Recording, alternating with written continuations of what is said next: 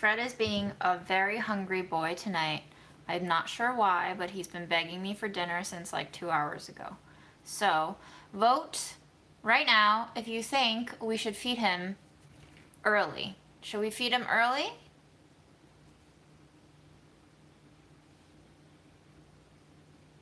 Did you ask nicely, Fred, to be fed early?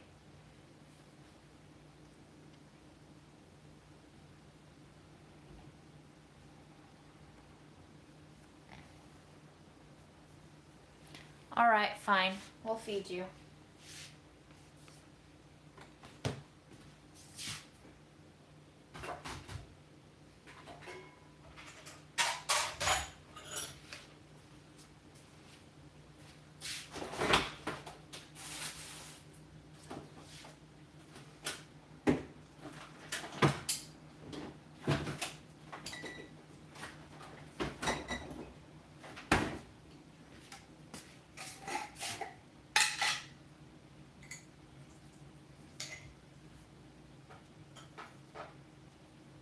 Never mind that I gave him 4 pieces of Stella and Chewy freeze-dried turkey. Never mind that.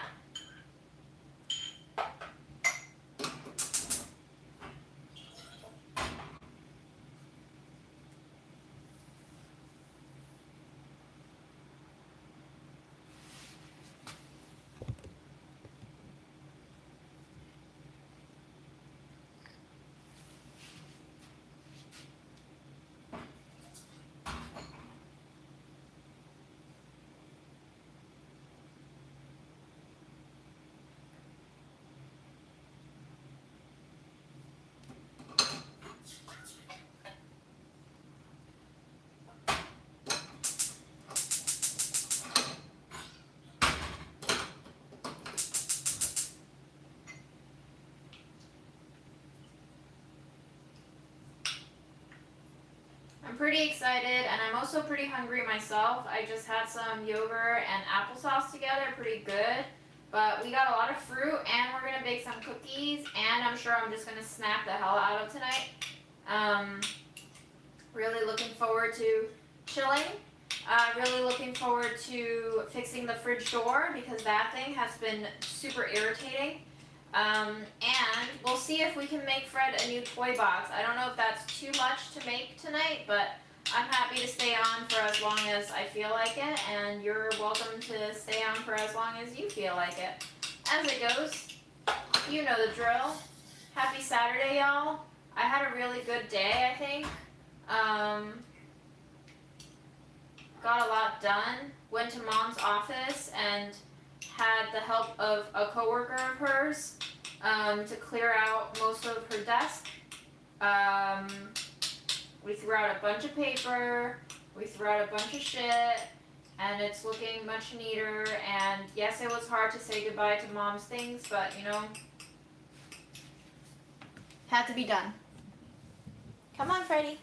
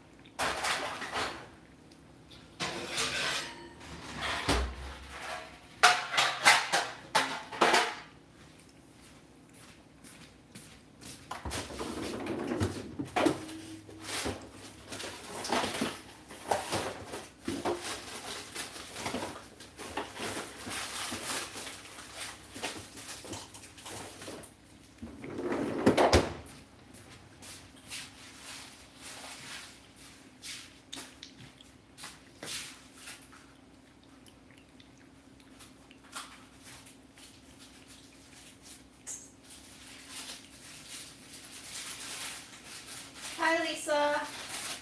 I hope your days get a little less cray.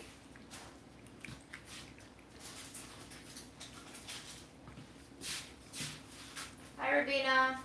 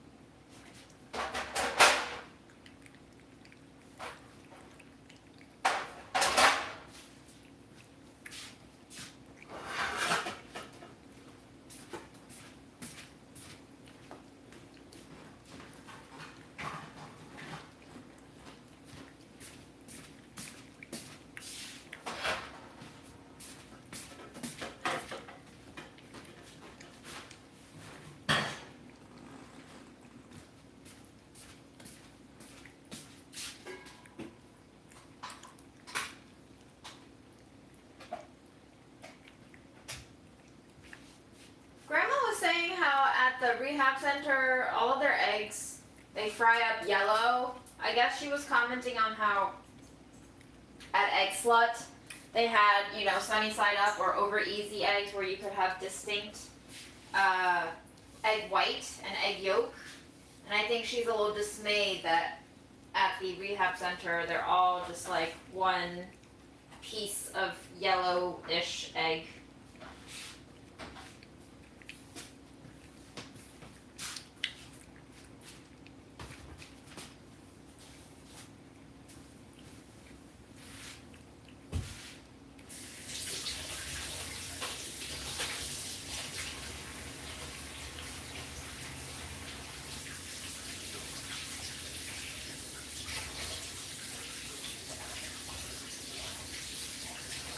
Yeah, not sure what it is, but Grandma doesn't like it. She likes her eggs natural. Natural.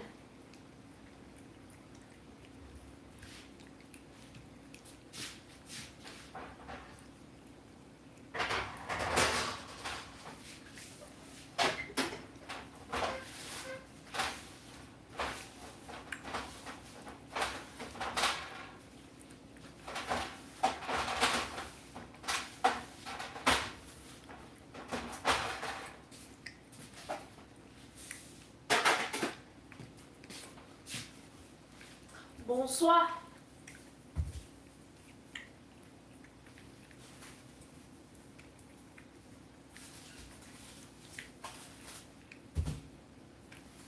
I'm going to start rolling out one of our doughs. And I guess I should preheat the oven too, huh?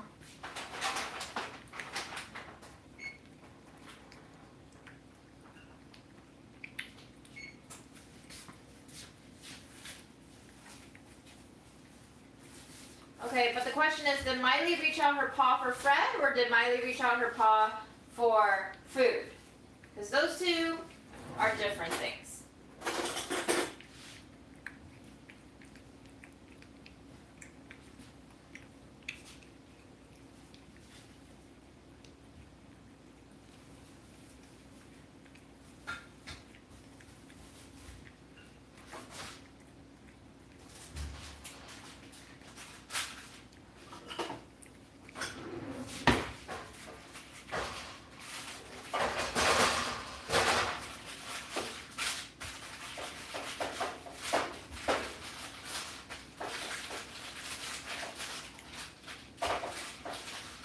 Bad news bears, guys.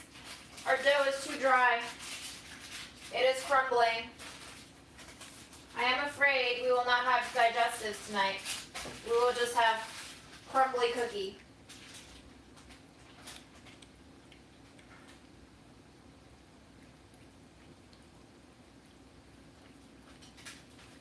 Very sad.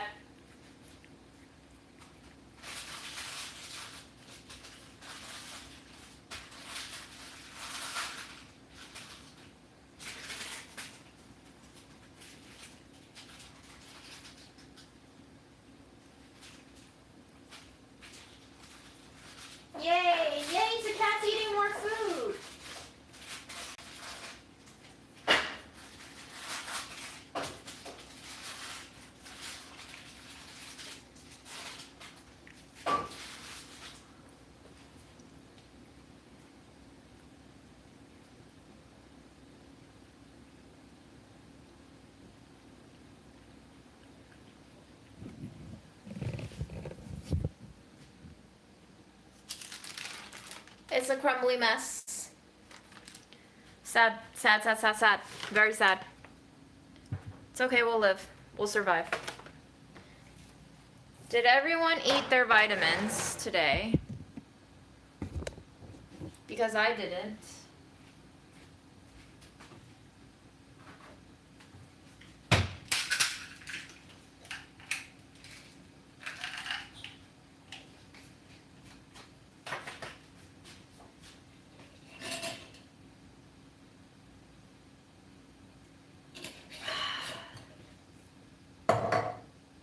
If I had a spray bottle that was not filled with rubbing alcohol, I would spray it down with water right now and try to bring it together into a cohesive dough.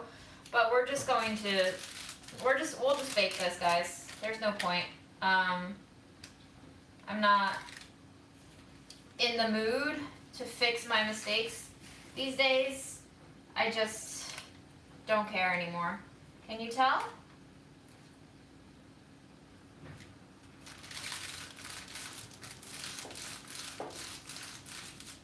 So set your expectations very low for the next budget eats. I am afraid I am not the same person that I was before. And I am afraid I will not be giving you the same type of content as before. Or rather, I am afraid for you that you would expect me to be the same, and I am not going to be the same, and that you are going to be disappointed by the situation. And then you are going to be very, very disappointed by me, but I cannot care.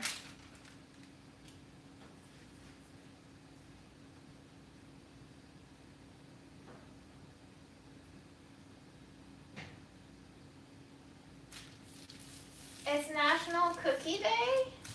Oh. Wow. Look at y'all spending money on Instant Pots because I cook mush with it. That's amazing. That's fantastic.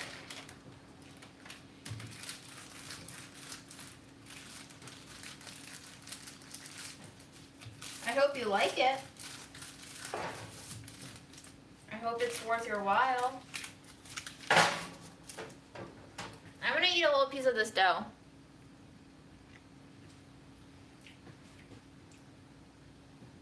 Very matcha-y.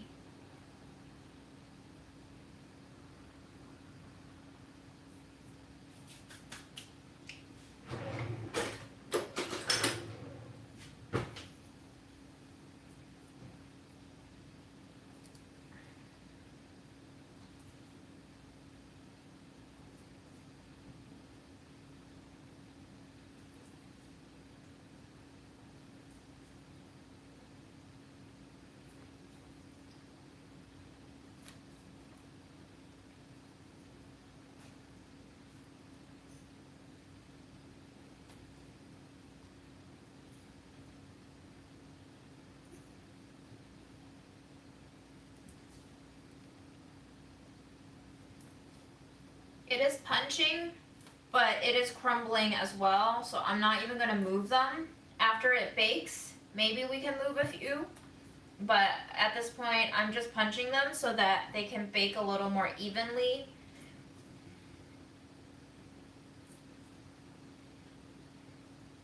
Not really concerned with yielding cookies. Just wanna yield edible dust. Edible dust.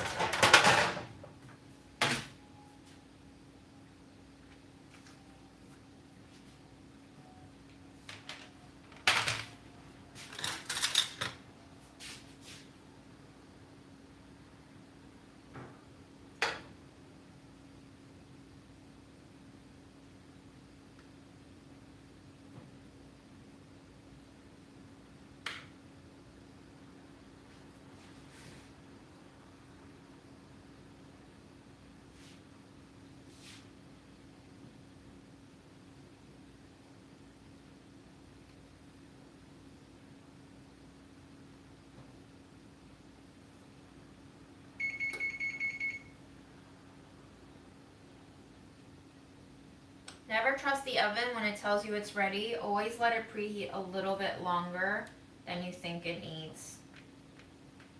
I don't trust my oven. My oven is always telling me it's ready and it's not. It's like the worst girlfriend ever. The stereotypical girlfriend who takes forever to get ready.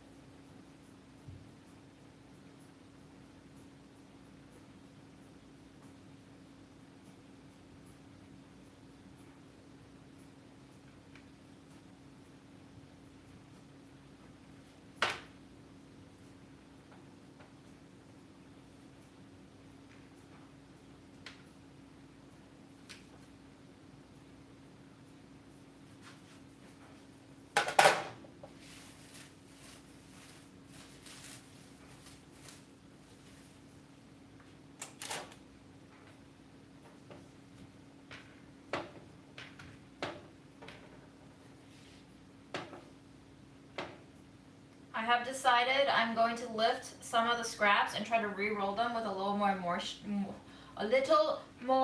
moisture. Wow, can't say that faster anymore.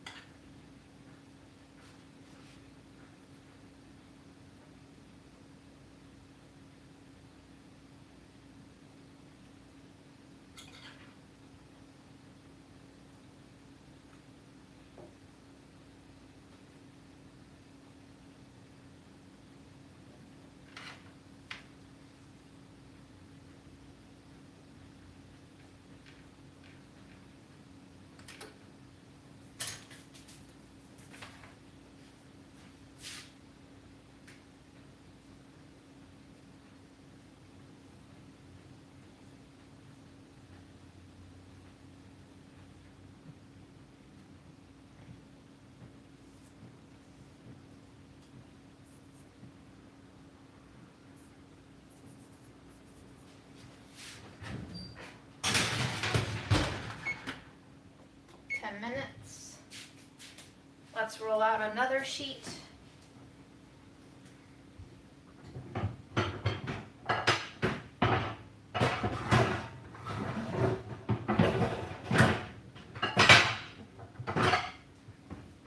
I don't know where all of my silk hats went. This is very disappointing. I guess I'll have to use parchment.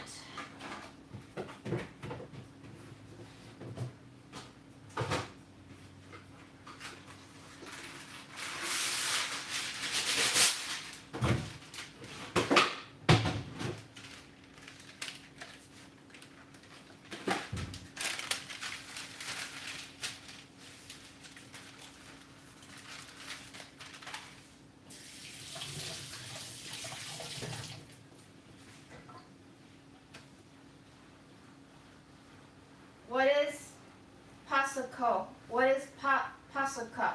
What is Pasica?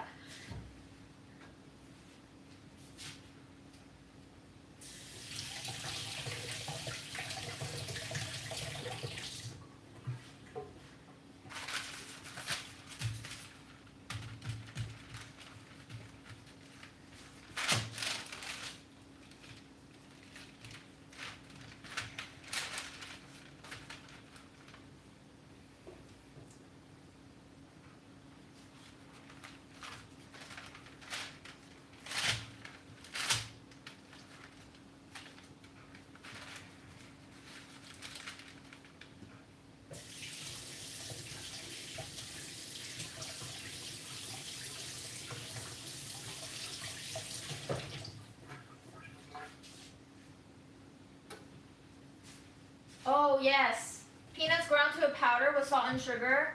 That sounds exactly like a Chinese candy that I love. And I used to buy it when it was 88 cents for a pack of 4, but now I went to the store and because of inflation, it is now like freaking $1.79 for one pack, and I'm just like, nuh-uh, not doing that anymore.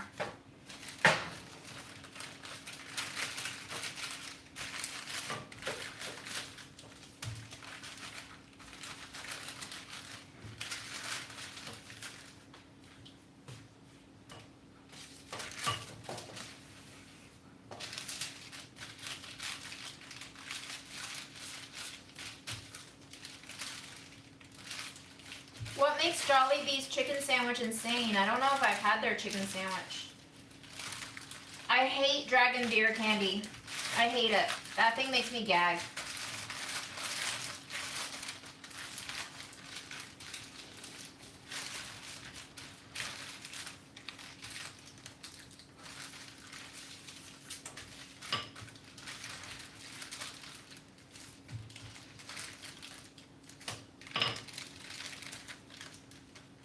Sorry, Kelly. Did I just make it to your blacklist?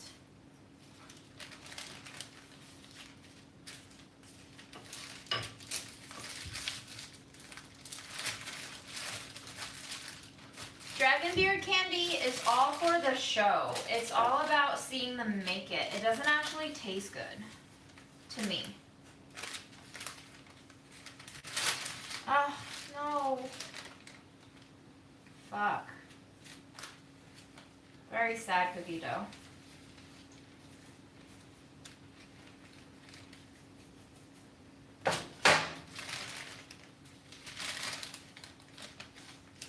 Jollibee is a Filipino chain. It is available in some US cities now, but probably not very widely available yet, depending on wherever you are. Dylan's Candy Bar? No, it's overpriced shit. Why would I like that?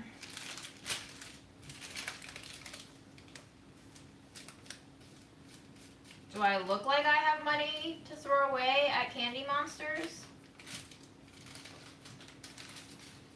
I know there's one near me. I live near it, like 4 blocks away. It is amazing. Love Jollibee. The difference between Dragon Beard candy and cotton candy is that cotton candy looks like a cloud and Dragon Beard looks like tiny hairs. It also has a different mouthfeel. Dragon Beard does melt, but it is a little bit stringy before it melts. Like you would imagine hair to be.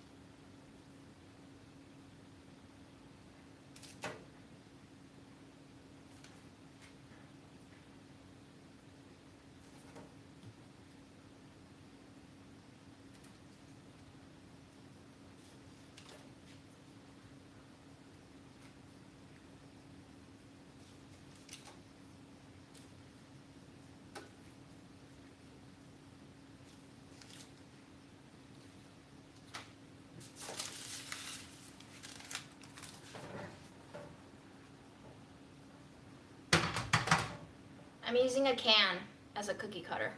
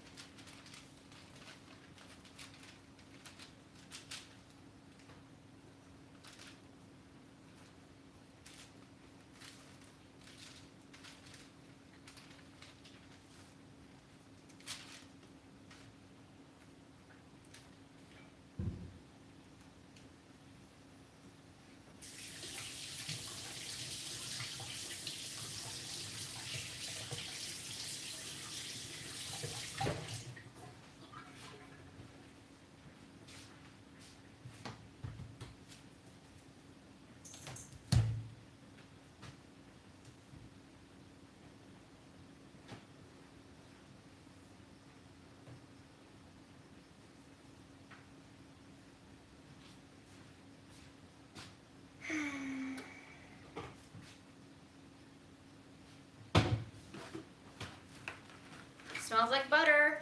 Smells like butter.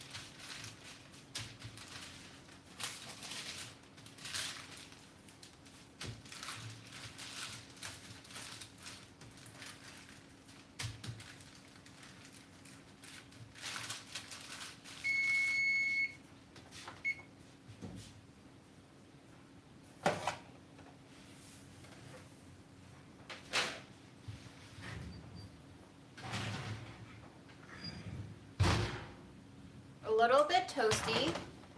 I think because the dough is so dry, we should decrease time. Maybe 8 minutes on the next go.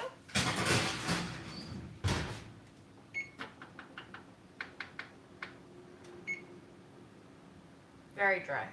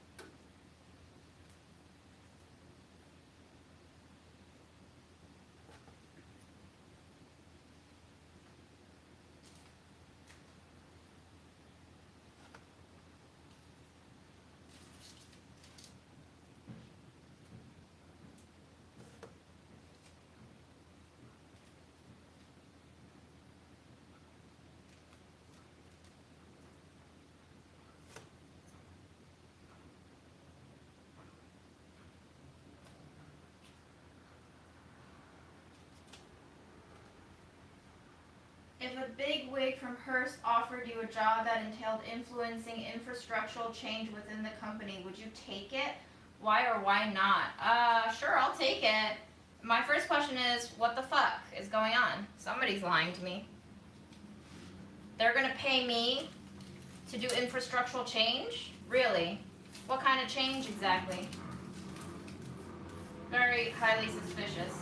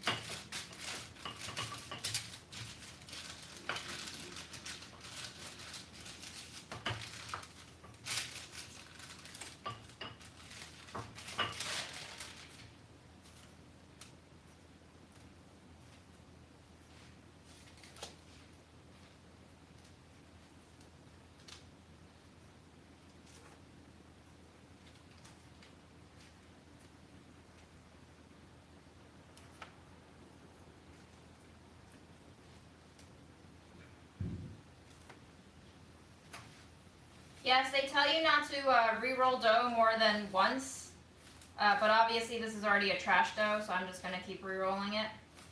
Not like we're doing anything proper on these lives anyway.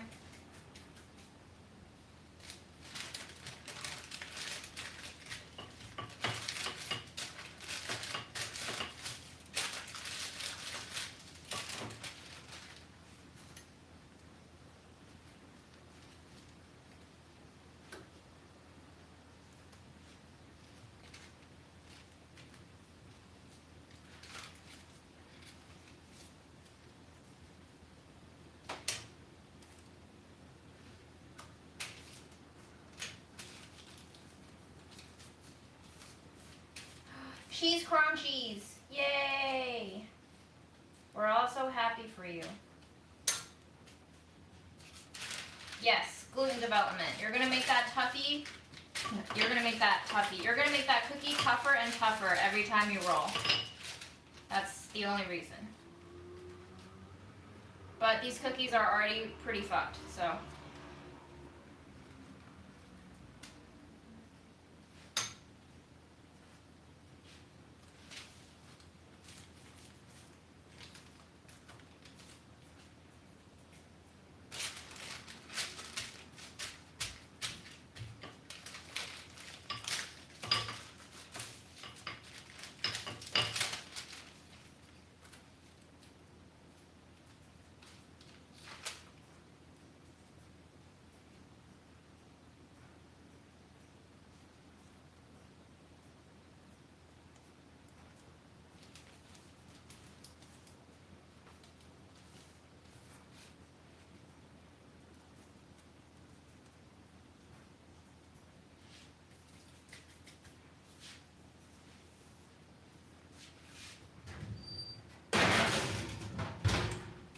I'm gonna set another timer for 8 minutes.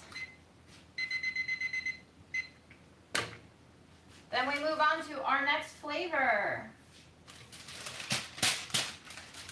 Oh, but we should taste this one first, huh? This one's a little burnt, so I'm gonna skip it on my first try. I'm gonna go for this crackly one.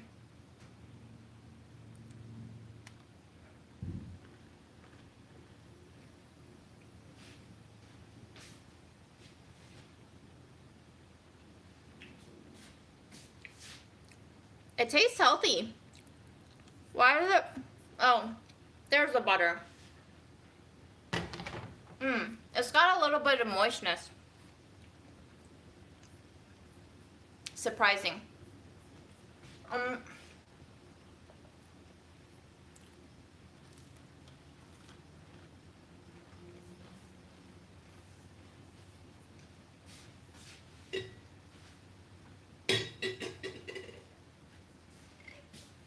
Tastes like low sugar digestives had a baby with wheat thins.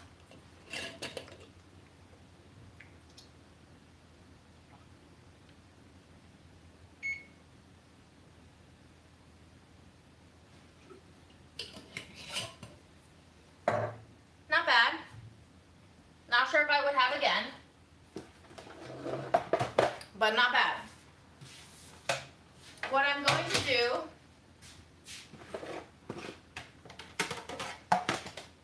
is I'm going to start putting all the baked cookies in here, and then at the end of the bake cycle, when we turn the oven off, we can just let them sit in there and dehydrate a little bit more. I don't mind them.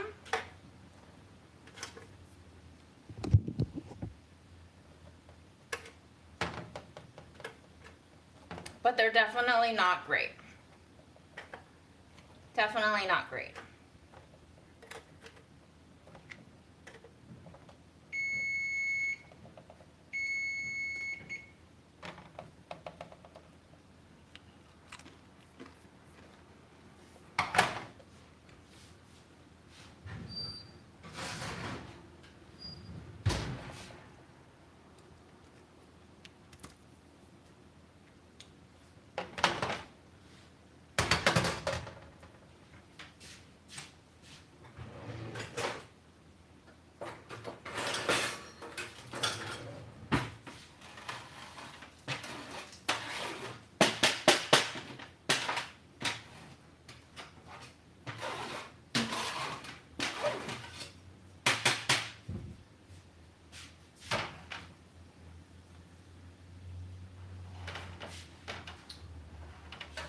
running out of counter space.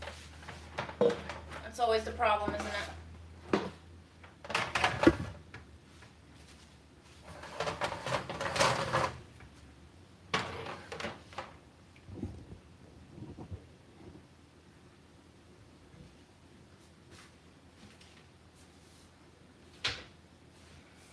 So that one was the matcha one that we just had. That was matcha. We're gonna move on to the Earl Grey.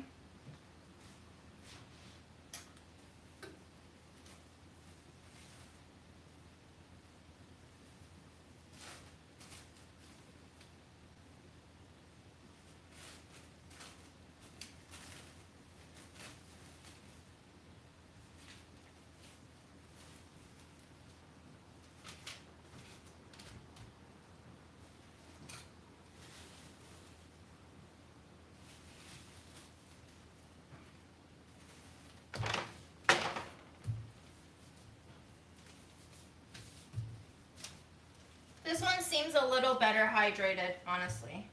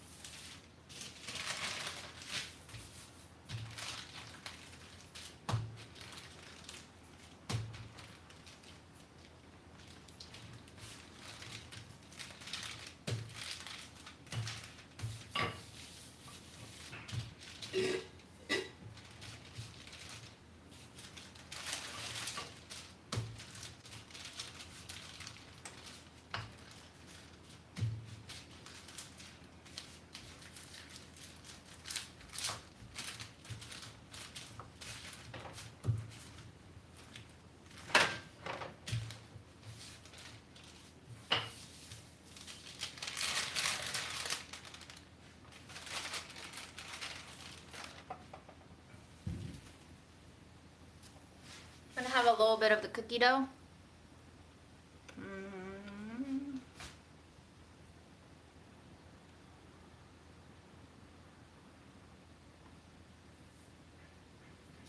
This one tastes friendlier.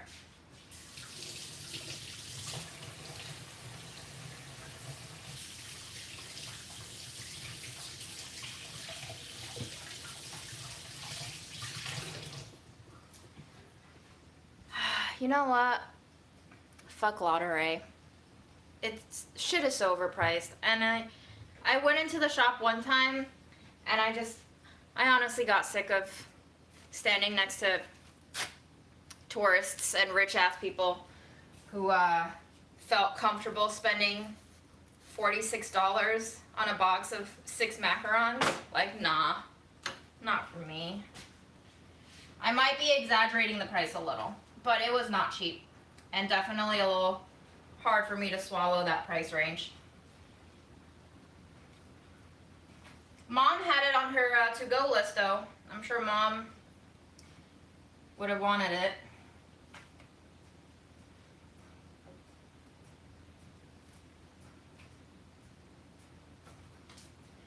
Mom was a much more conventional girl than I.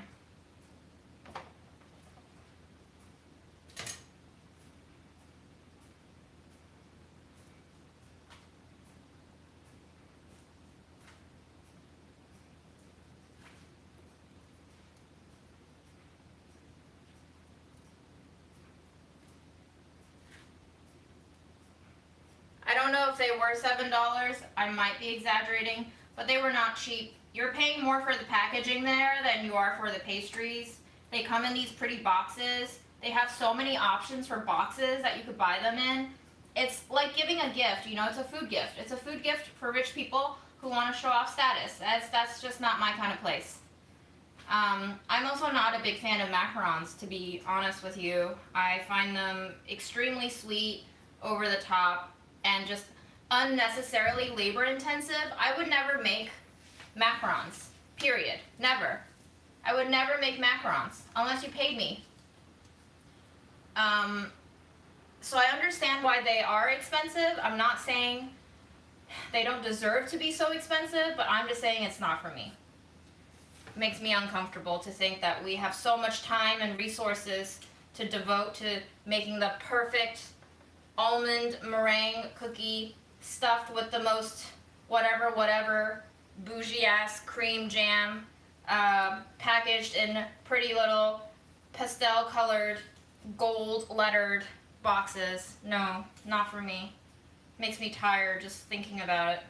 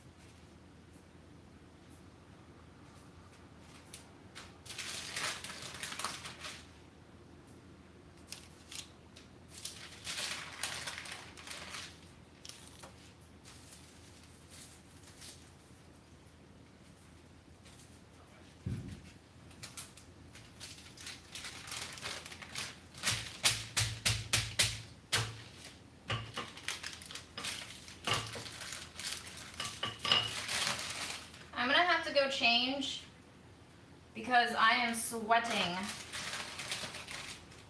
So as soon as we put this tray in, I'm going to change.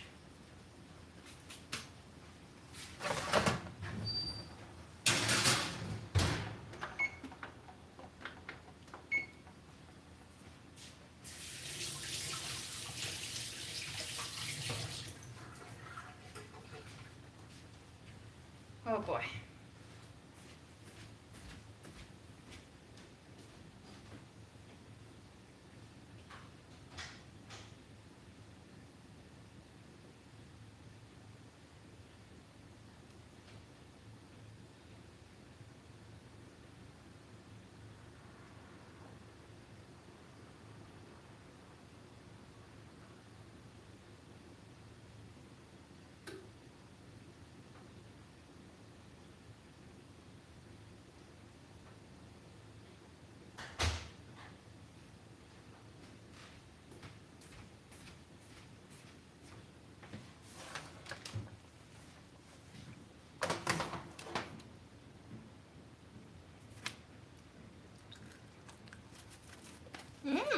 These are crunchy. These are dried out.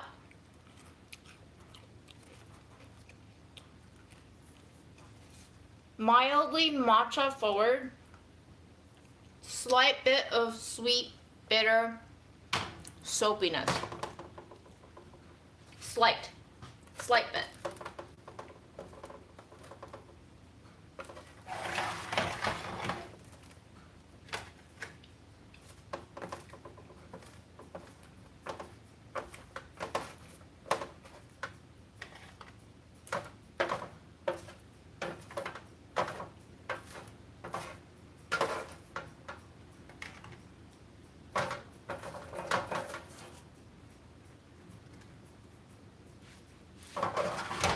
Gonna have another one.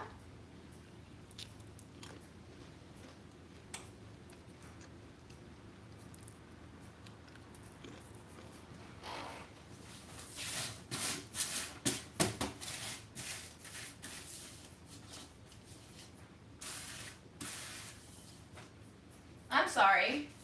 People make Earl Grey jam? Nobody told me that people make Earl Grey jam. Who makes Earl Grey jam? Our last one is lavender coffee panole with fake sugar.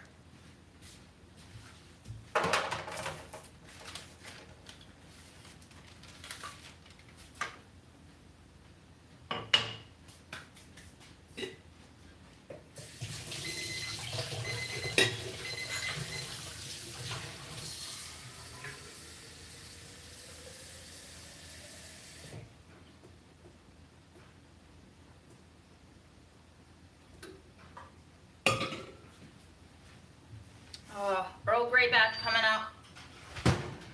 Oh, these need a little more time. They got a little thick.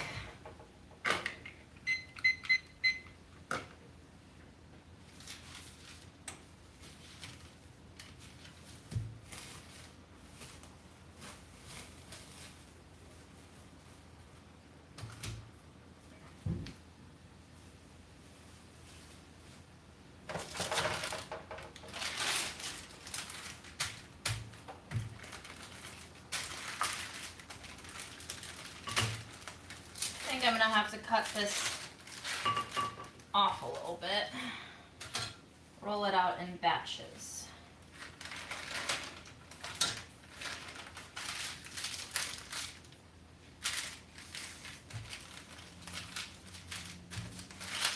Oh yeah, this one is super crumbly too. Ay, ay, ay.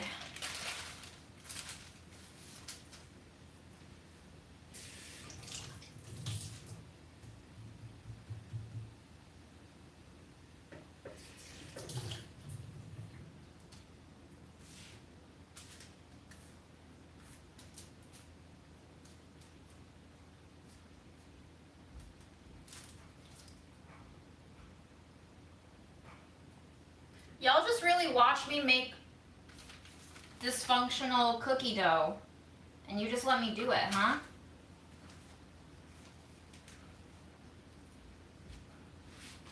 Let's taste the dough.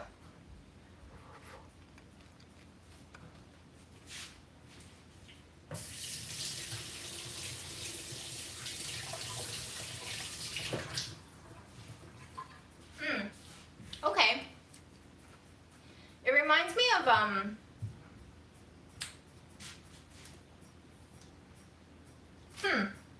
what does that remind me of?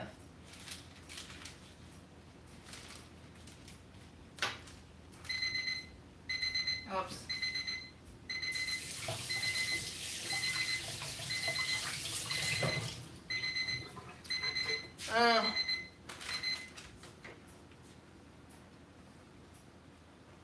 It tastes like imitation coffee, almost.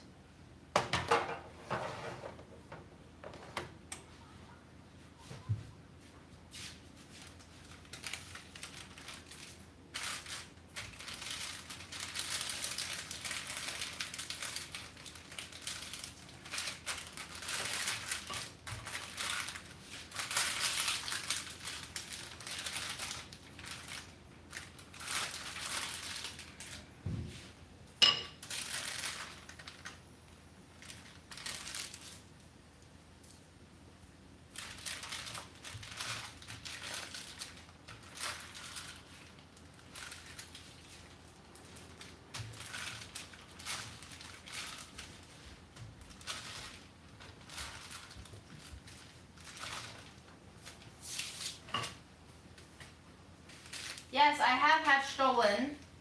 I don't know if I've had Lebkuchen, but I love Stollen more than I thought I would. Bye, Angela.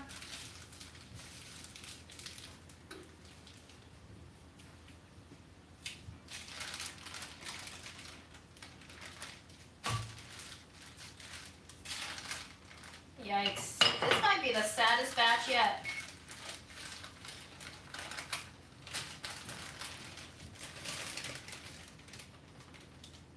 Just pure sadness.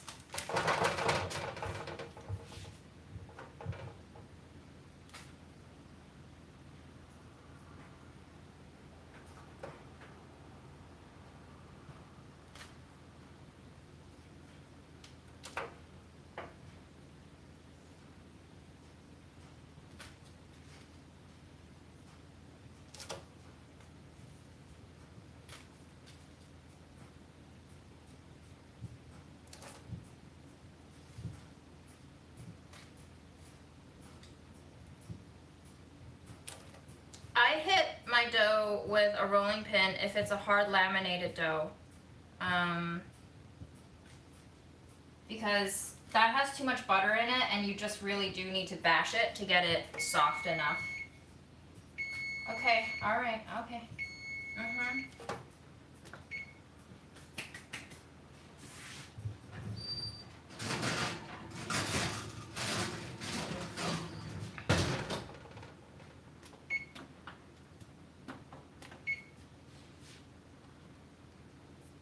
Here's an Earl Grey one.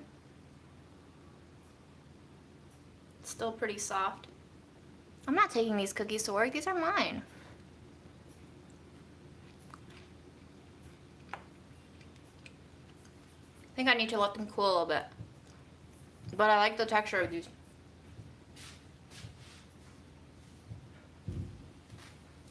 The sweetness is good too.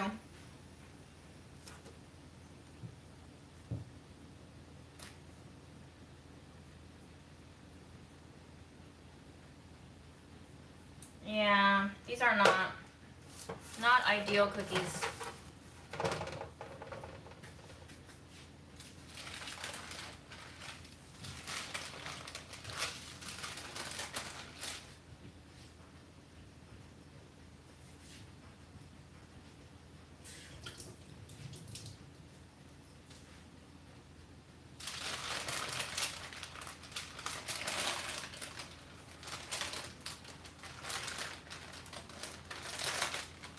Yeah, these are cookies made with Mom's expired butter. I don't think anybody else is gonna want them, to be honest with you.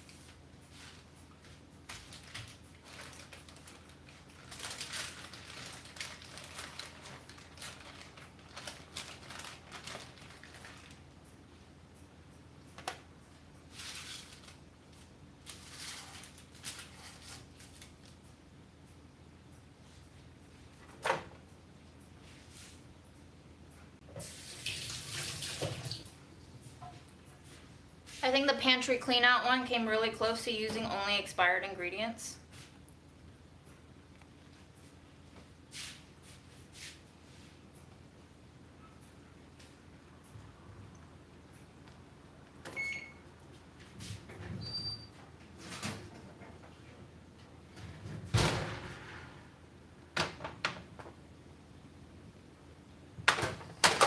The Earl Grey ones are no doubt the winner.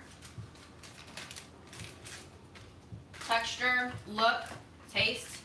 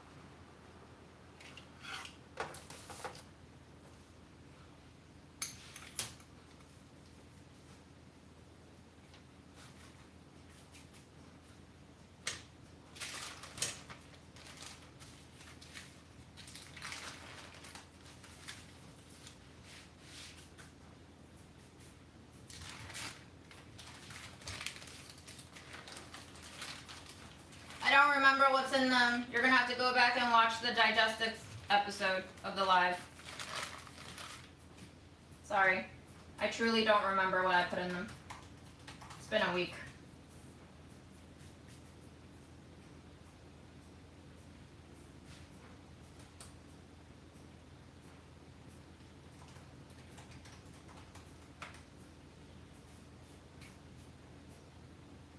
Hi, June.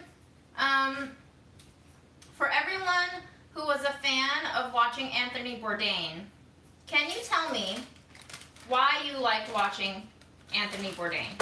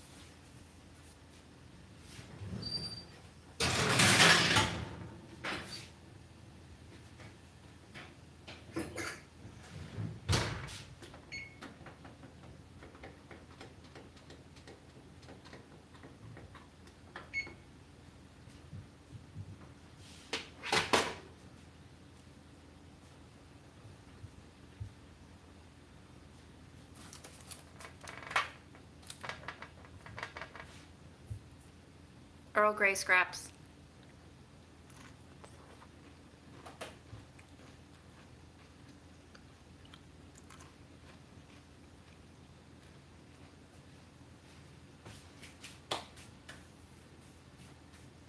Jason, we're not going to speak ill of the dead. We're simply saying why we like him. And if you don't, I would love to hear why you didn't like him. I don't think that's being disrespectful at all. If it's something that we would have said during his time being alive, I think it's something that we should feel free to say even after he's dead. I don't see a problem with that.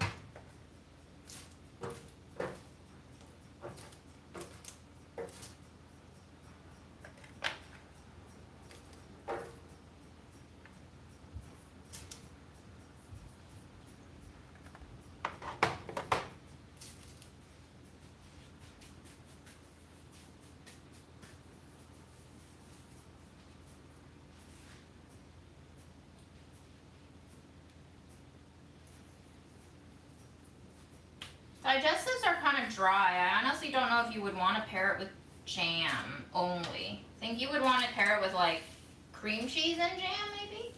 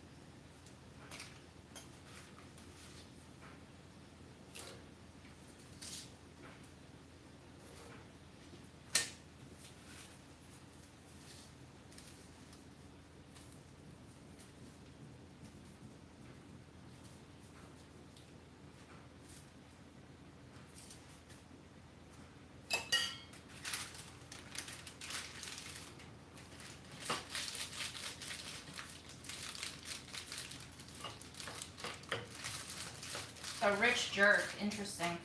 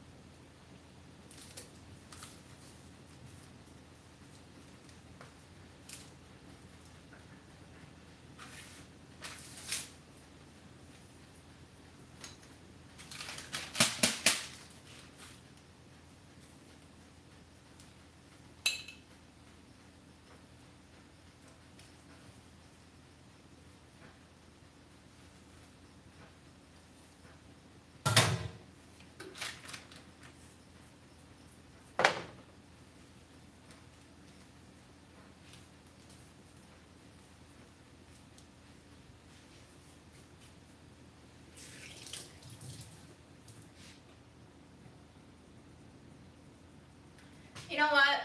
I'm not even gonna roll out the rest of that. I'm just gonna bake it as a crumble. I'm too tired.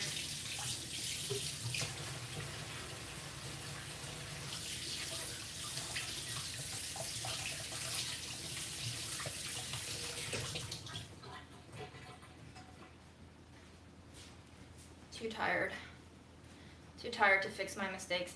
It's starting to smell like coffee candy. That's what this smells like.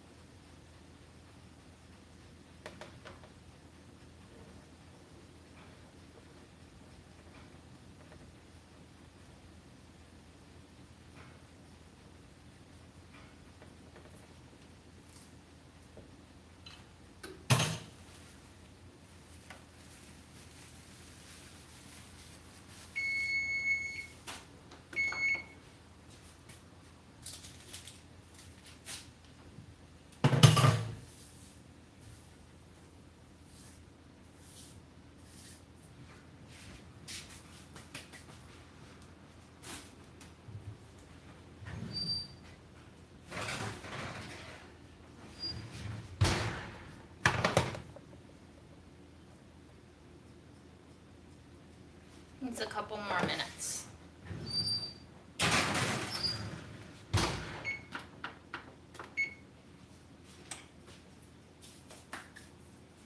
This really does smell like coffee hard candy. It reminds me a lot of it, for sure.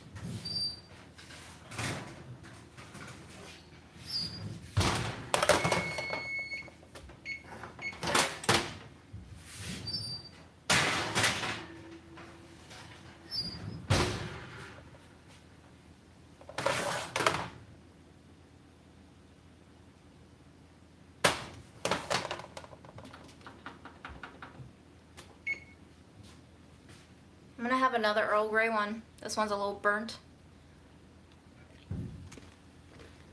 Mmm. Mmm.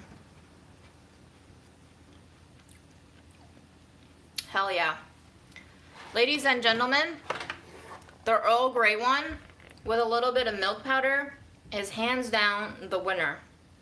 Absolutely the winner. Matcha,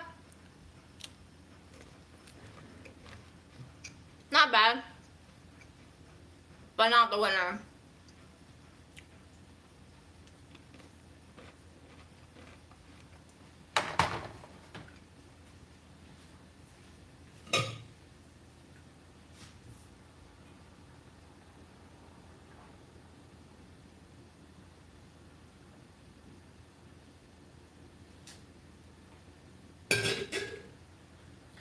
I wanted to understand what Anthony Bourdain's appeal was to everyone. Aaron and I were talking about how Bourdain changed the way food TV works. That he really made food travel shows a thing. And that a lot of YouTubers basically follow Bourdain's pioneering of sorts.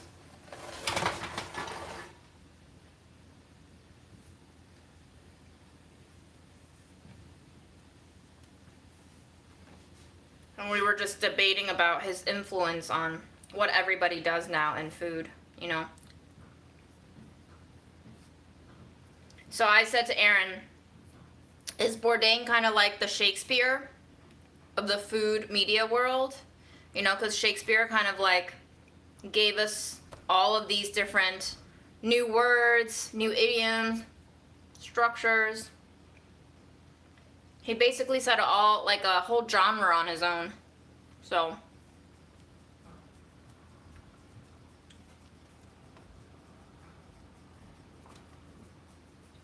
I feel like everybody looks to Bourdain as the golden standard of food TV, you know?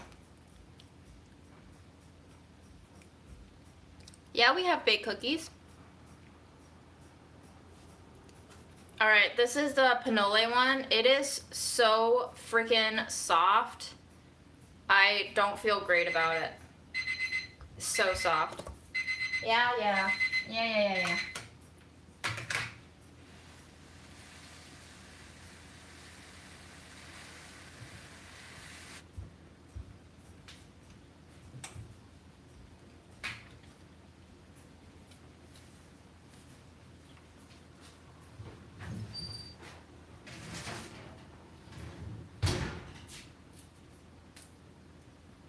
The panole cookie, as suspected, is definitely the worst one of the bunch.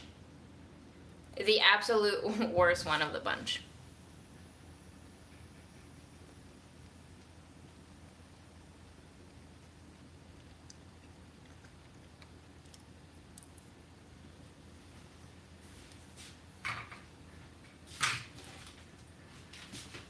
Alright, we got replacement springs for the fridge door. The panole one kind of tastes like dirt and coffee.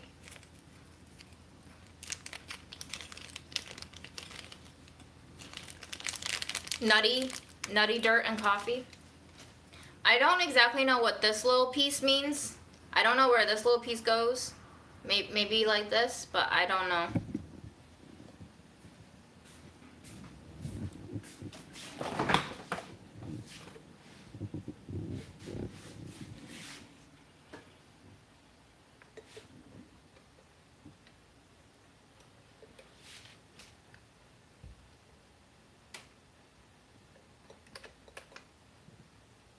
I don't think I need the white piece. I think this plastic piece is still in here.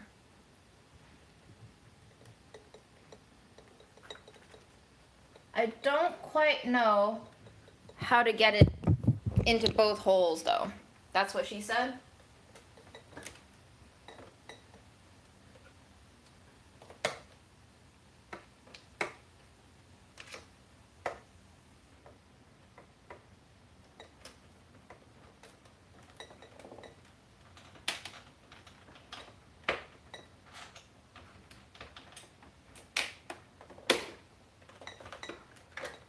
Just a little man force, I guess.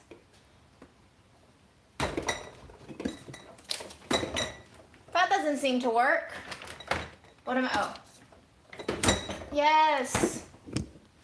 Oh my God.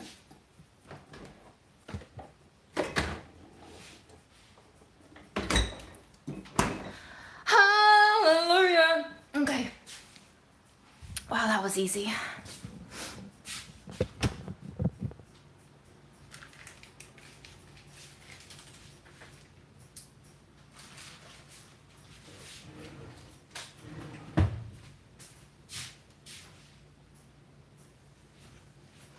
Okay, so should we try eating a persimmon again, or should we try eating a pomelo? I kind of actually don't, I'm sorry, false advertisement. I don't feel like eating a pomelo right now.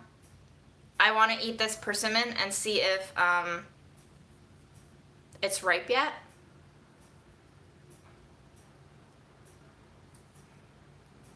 I'm gonna do it. I'm sorry.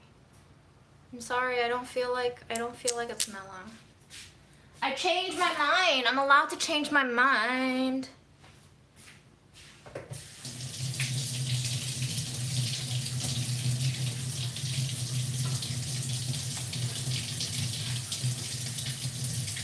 Right now, this persimmon is a lot squishier, and it feels like it could be bursting with juices. The last time we had it, was it 2 days ago? It was not ready. It was really not ready. I eat pomelos straight.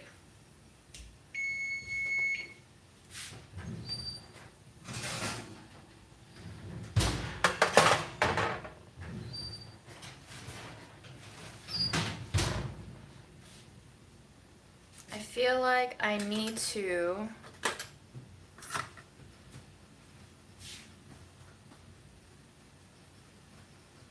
stir it up a little bit. The smaller crumbs are gonna burn and the larger ones aren't gonna toast. So we just gotta give it a nice good stir.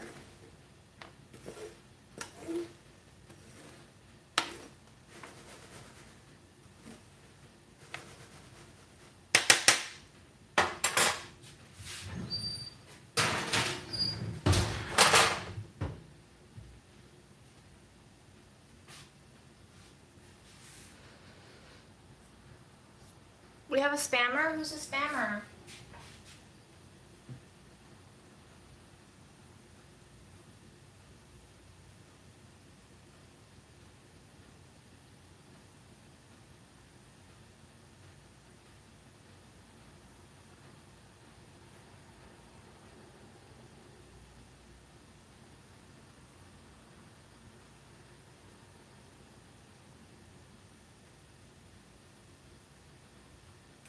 June, do you think we all grow up to be like our moms? Probably to some extent, yes.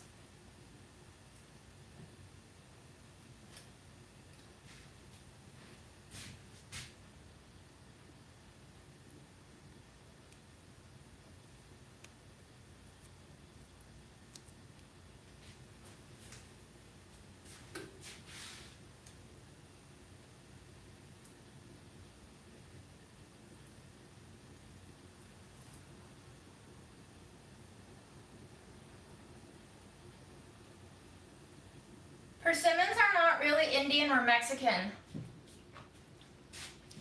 I feel like they're more Asian. The skin is edible. It's just a little astringent. Nowco, oh no. Is your pup okay?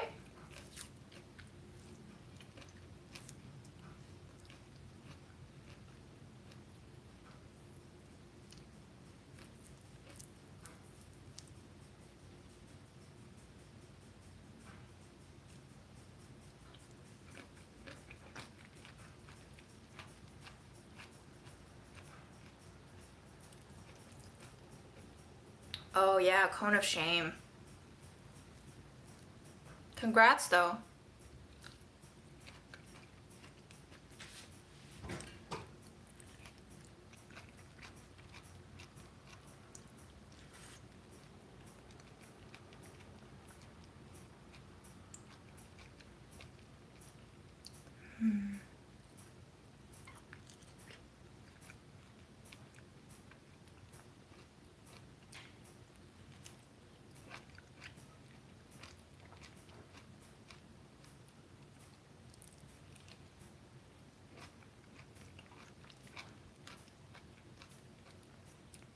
Fur babies are expensive, but not as expensive as human babies. There's always that.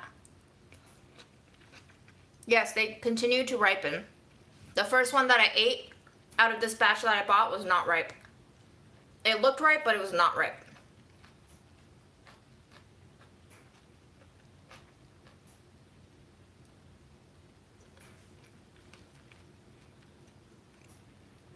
Persimmons are crunchy when they're not fully ripe yet. They can be quite delicious. If I bite down on this segment right here, you'll hear a little crunch.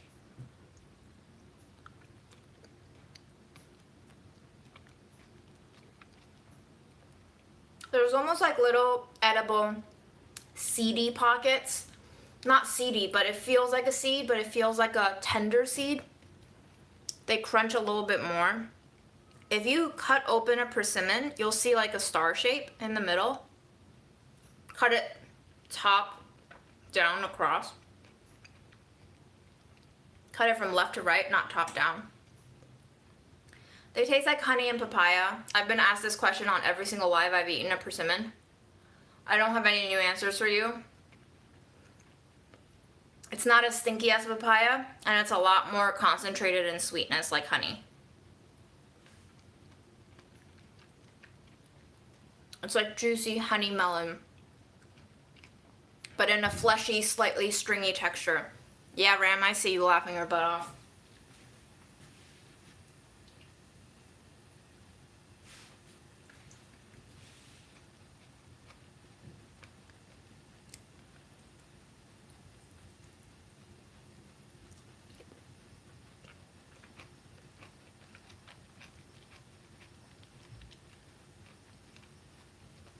Yes, I love dry persimmons, all different kinds of persimmons. Rudy, don't make me make you cry again.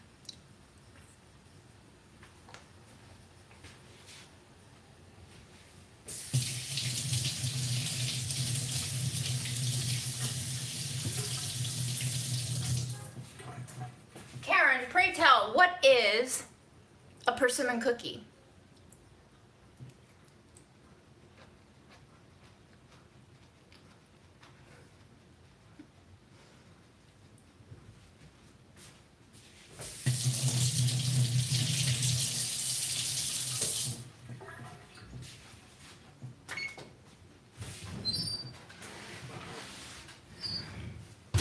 Y'all forgot to remind me these were in the oven. Y'all forgot to remind me these were in the oven.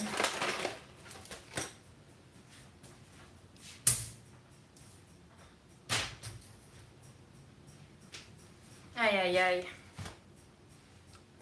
ay. Why do I even pay you guys for? JK, I don't pay you.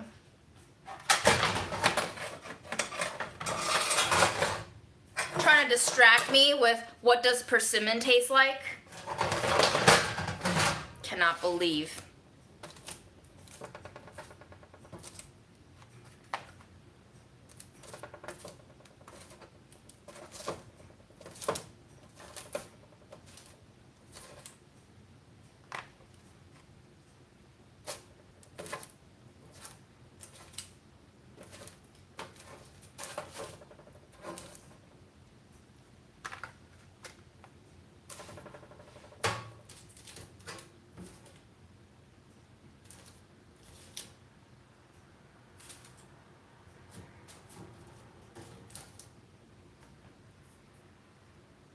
Here we have the fruits of our labor that I ate a lot of already and will continue to do so. We have 7 stacks of matcha. We have 6 stacks of Earl Grey. Why is there the least amount of the best one here? I don't fucking know. And then we have 3 stacks of pinole plus a tray of potentially burnt crumbs. We're going to put this in the off oven. The oven is off, and we're just gonna let it dehydrate in there. Meanwhile, we are gonna taste the pinole.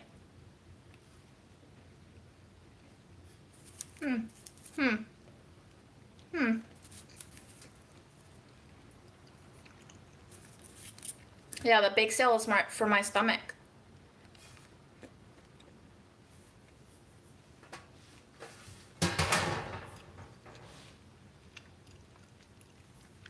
Potentially the least sweet one is this one.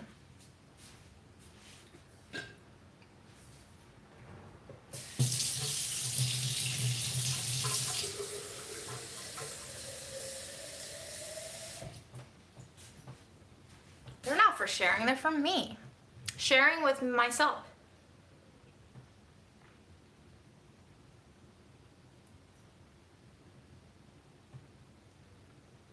Yes, it does need peanut butter, unfortunately. I wish I had some.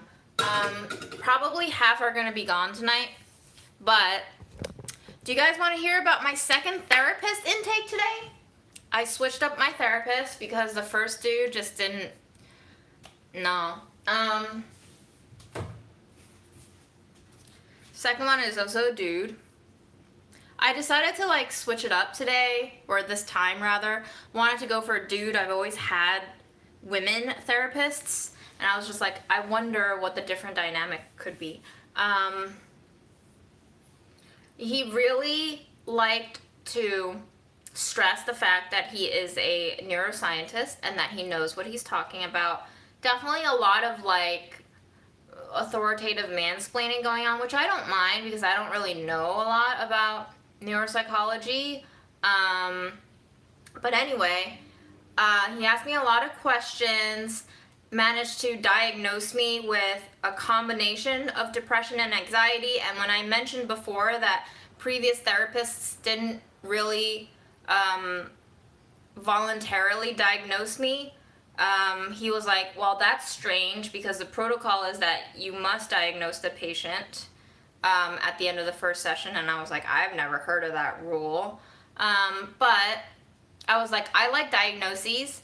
And so he asked me a lot of questions. He wrote down some notes, pretty standard questions. And he was like, well, you know, you pass the test for depression and you pass the test for anxiety. And I was like, great, love it. And he was like, you have 3 options for treatment. 1 is psychotherapy, 2 is medication, 3 is combo. And I recommend combo. And I was like, girl, I hear you. Of course, combo makes sense, but would it disappoint you for me to let you know now that I don't really want medication and I would just prefer to do therapy? And he says he does CBT, so I was like, great, I would love to do CBT,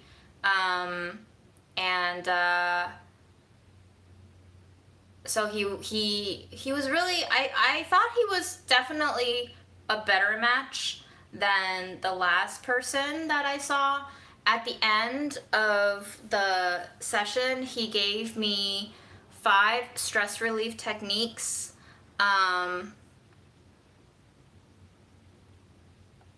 CBT is cognitive behavioral therapy. All right, 5 stress relief activities. I'm sure you guys know all of these already, but I'll just go over them. 1, breathing exercises. Count to 10 slowly, hold for 10 seconds, release the breath over 10 seconds, 30 seconds total ideally. Brain is a sensitive structure, relies on oxygen and glucose. Breathing is a dose of nutrition, happiness. 2, and he stressed that you must do 2. You must do 2. 100% you must. Take a break every 2 hours for 10 or 20 minutes. Do something that makes you happy that is not related to work or too personal. Stretching, dancing, walking, painting every 2 hours. This is going to increase dopamine, which also increases when you smoke weed. I mentioned that I smoke weed. This is going to make you happy. Do it every 2 hours, 10 minutes. Something that makes you happy, a definite must. You've got to do this one like you eat, like you drink, like you shower.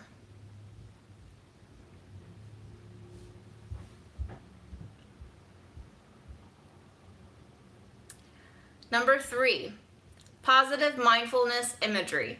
Find a surface you're comfortable in, close your eyes, think of one image that makes you happy. If you have other events or images come in due to that first image, that's not a good image. It's attached to memories or events. In that case, leave your mind blank. Be conscious of your breathing, be slow and rhythmical, and full breaths.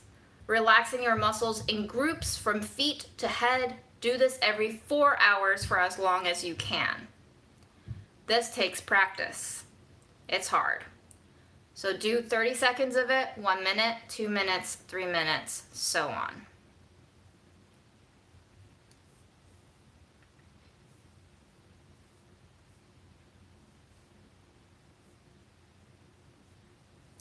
Okay, number 4, mild calisthenic exercises, such as jumping jacks, push-ups, tai chi, 15 minutes, two times a day, 1 shortly after you wake up and 2 before dinner. Start the day calm, start the evening calm. Doing this will increase your endorphins and encephalins, which produce morphine that induce calmness. Do for a mild, moderate level. You don't want to be dependent on it. Could become an unknown chemical addiction. So this is what I think of when I see people in anorexia recovery, people who say they are quitting drugs and then they turn straight into the fitness lifestyle, and they say that, you know, working out saves their lives. Immediately my mind shot to those instances where people cling to exercise as their new drug, basically. It becomes a new addiction. So this one really hit home for me. There was a time where I was obsessed with working out, and to a degree where it made me feel guilty to not have worked out that day. And that was also very triggering and not very healthy or balanced. So when he said that you do mild, moderate levels of activity so that you don't become dependent on that release of endorphins, which produce morphine, I was like, yeah, that sounds legit. That sounds legit. Number 5, go on Google, search for yoga and relaxation techniques, pick 2 or 3 of them that you can physically do that are easy to remember, do them every 3 hours.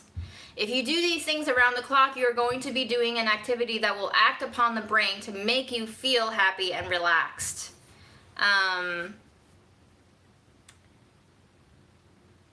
Use a different ringtone on your phone for each type of activity reminder.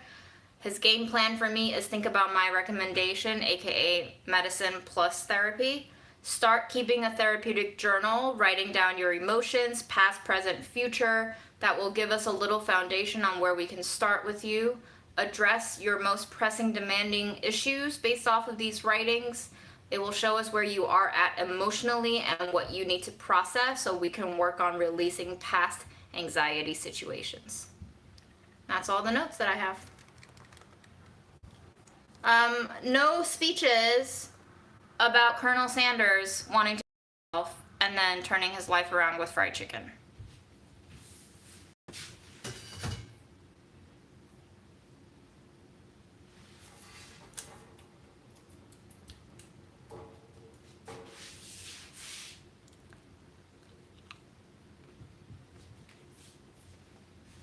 Those panole ones are shit.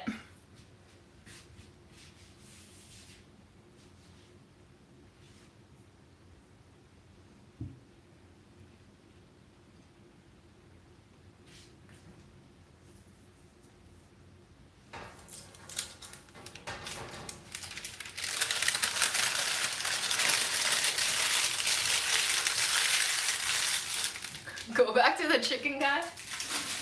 I can keep doing intake appointments, actually. I can just keep finding a new therapist. Maybe I can spend my 4 remaining free sessions on new therapists, you know? Why not?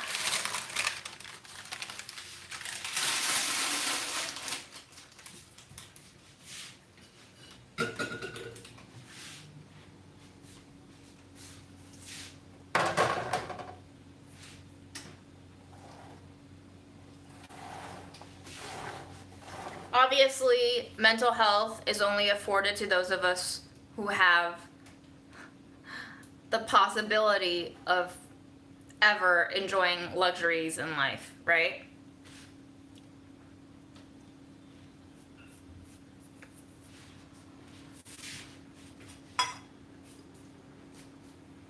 Hers currently uses Spring Health.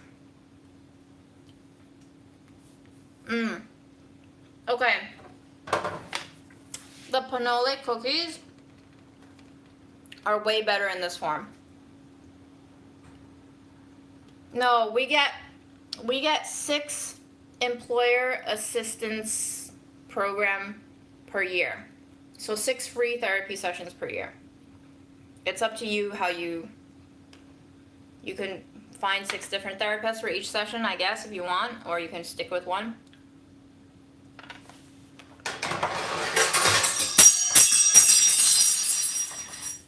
Sorry about that.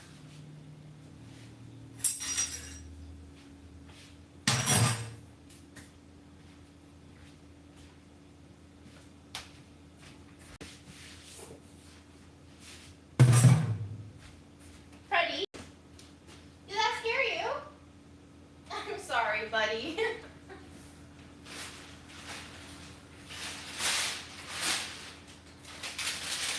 Fred looks so startled.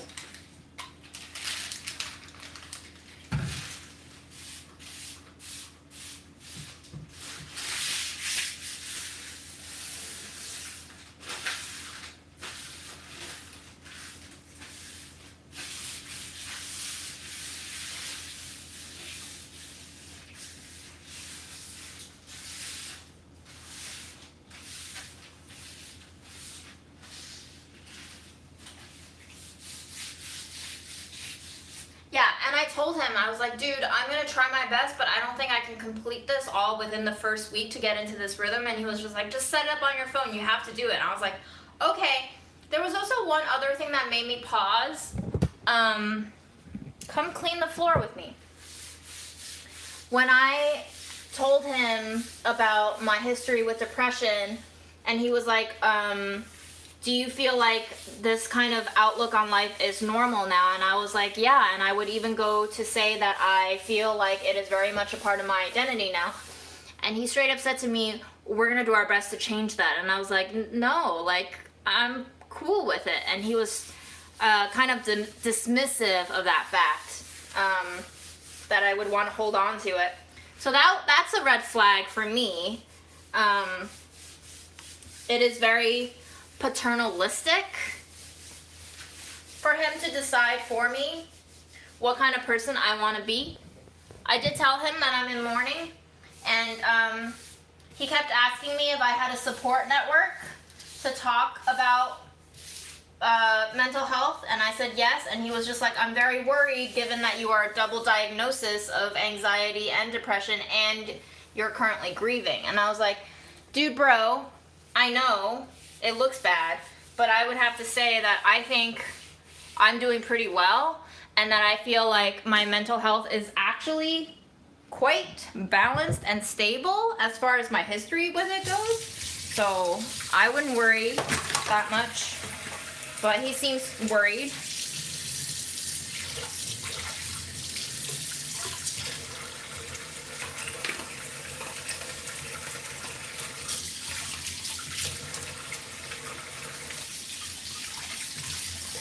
So,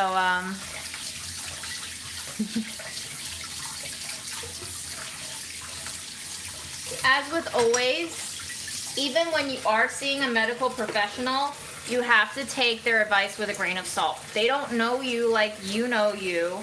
And this applies, I feel like, to mental health providers and to physical health providers. Physicians will also give you advice, but they don't know you sometimes. And you have to keep in mind that, yes, they are super educated in their field, but they are also, at the end of the day, human. And humans make mistakes, and humans, when given power and when given an environment in which their egos can grow, they might start to develop a sense of confidence that is not warranted. So,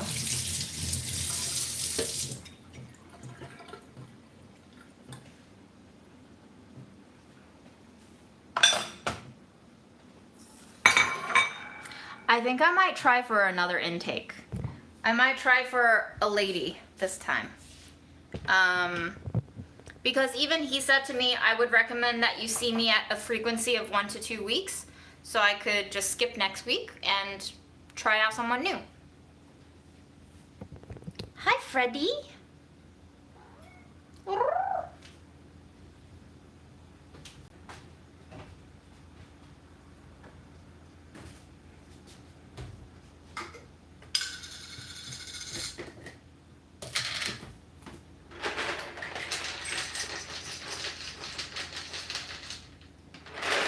Yes, he is not young. I would say he's at least middle-aged.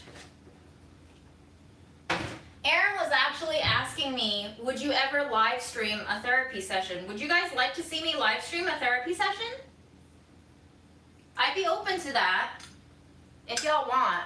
I don't know what the legality of that is. Is that kosher? Is that kosher for me to to live stream?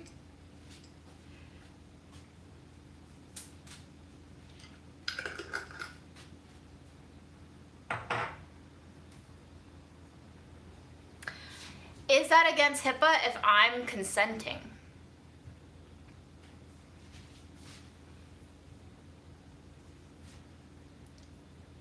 But yeah, I don't think it would be very entertaining for you guys to see a therapy session, honestly. Hello. Hello, Aaron.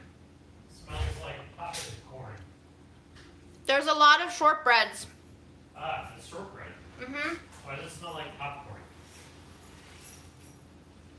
It smells like kettle corn. There's no corn. Are you streaming? Yes. Alright. How's our viewership then? How's our numbers? 300 people and they're telling me not to live stream therapy. Don't live stream therapy. Yes, So they... You took my idea seriously now. Well, I was just asking them. Yeah. I was seeing what the people want, and the people do not want to see therapy. And what do you want? It looks like they have boundaries that I don't have. What do you want? I want to be free to do whatever I want to do. Do you want to live stream therapy? Only if they want it. There's a guy on Twitch who does that, Dr. K. He does therapy sessions with popular Twitch streamers, like, broadcasts. So who agrees to be... Well, both of them, obviously. Ah.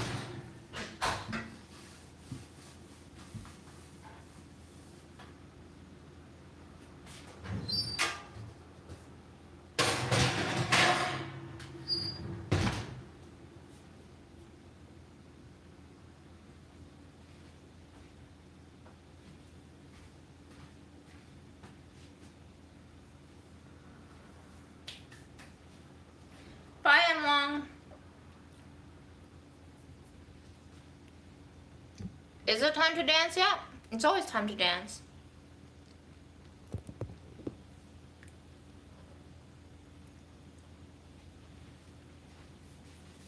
All right. We can cross the baked digestives off.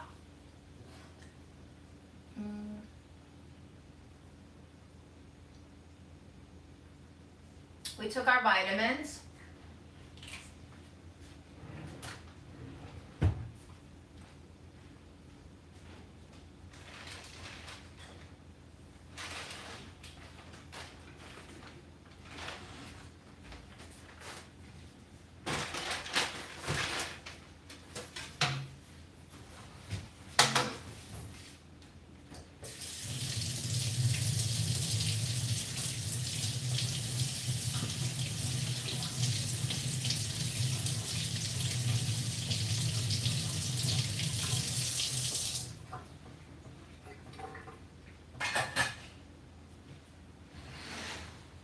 Well, if it's an engaging therapy session, I likely won't have time to read the chats if I do. Do you want some cookies? Sure. What am I looking at on the tray there? These are crumbled cookies. If you taste the nuggets, they're actually quite good. these? These are black sesame matcha, and these are my favorite. The middle row is an Earl Grey. So the thinner ones will be crunchier, and the thicker ones will be softer in the middle. You're welcome to have as many or as little as you want.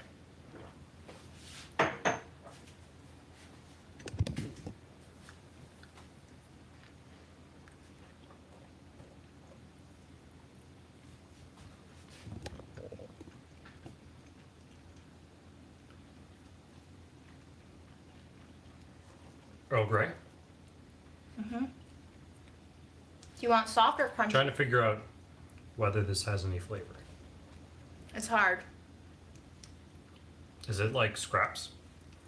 It just crumbled. The dough was too dry. What is the flavor supposed to be? Coffee, pinole, lavender. I'm not picking up any of that, I'll be honest. It kind of tastes like the Turkish cookies I brought. Just sort of like not sweet and just sort of plain shortbread flour. Yep. All right, let's try this then. Hot.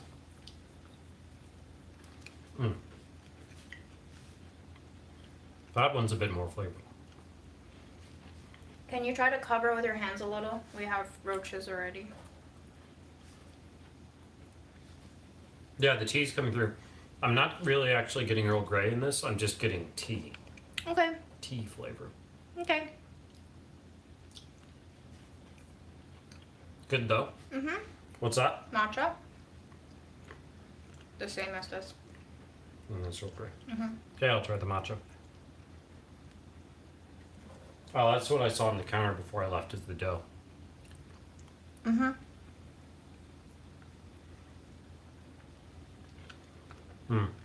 That's my favorite. You like the matcha? Yeah. Really?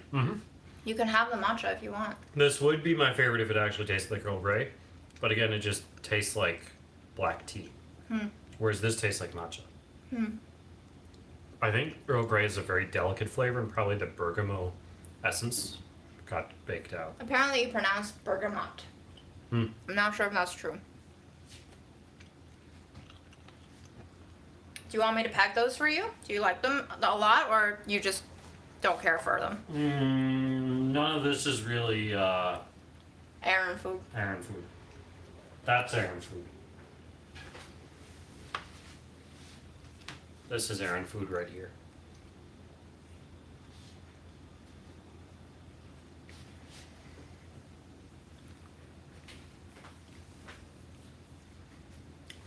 Do you want to show them the cookies we Thanks, iced? Frank. Oh, I did a very lazy job icing them. As you know, being me. I just like... We made a peppermint chocolate glaze for the peanut covered Turkish cookies that Aaron likes. I guess it looks okay. I mean, it's not, you know, like... It's not like professionally done, but I got them covered. You sure did. You got them clumped too.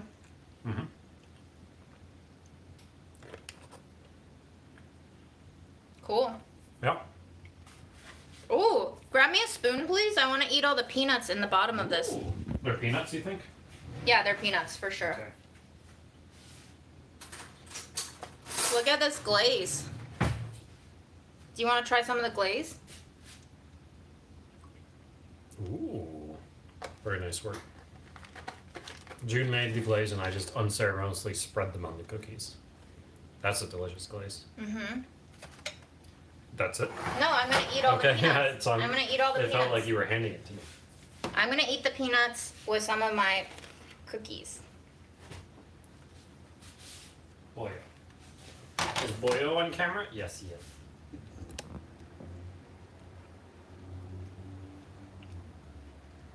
What a beauty. Every day I see Fred, I think he's cuter, and I love him more. Yep, it's the toxoplasmosis.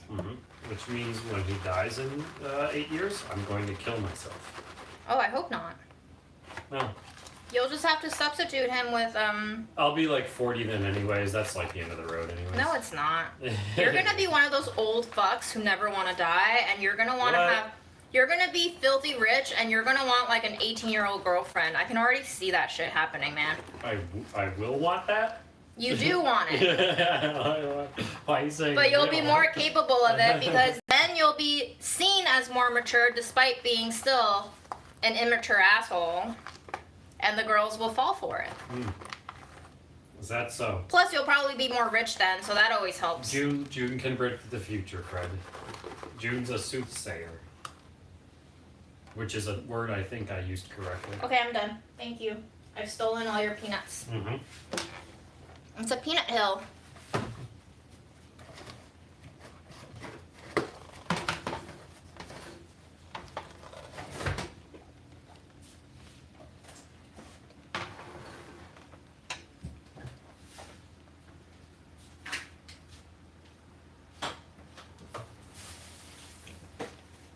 What type of cuisine surprised you the most?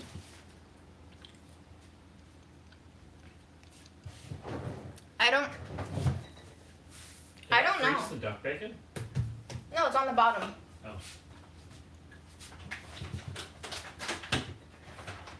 There we go. Let's do some of this, shall we? Did you not eat on your outing? I only drank. Ah, so no dinner yet for Aaron.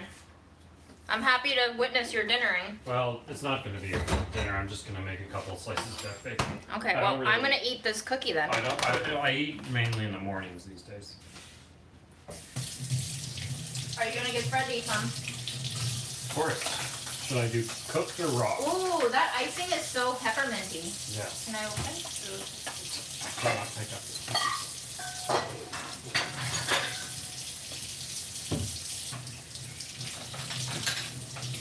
You want this plate? Sure. That'll do.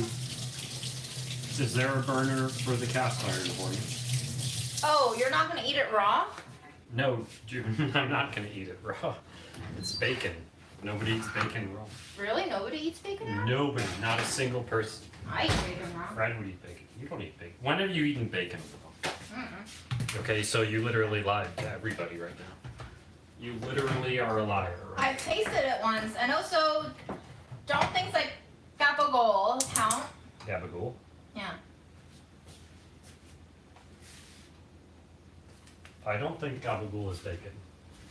No, that does not count as bacon. What am I doing? I don't eat olive oil. Okay. The objective of therapy is to rid of depression. Not for me, unfortunately. That is not my goal. June is very attached to her depression. I am very attached to my She loves depression. it. She's really into it. Well, not like that, Aaron, but...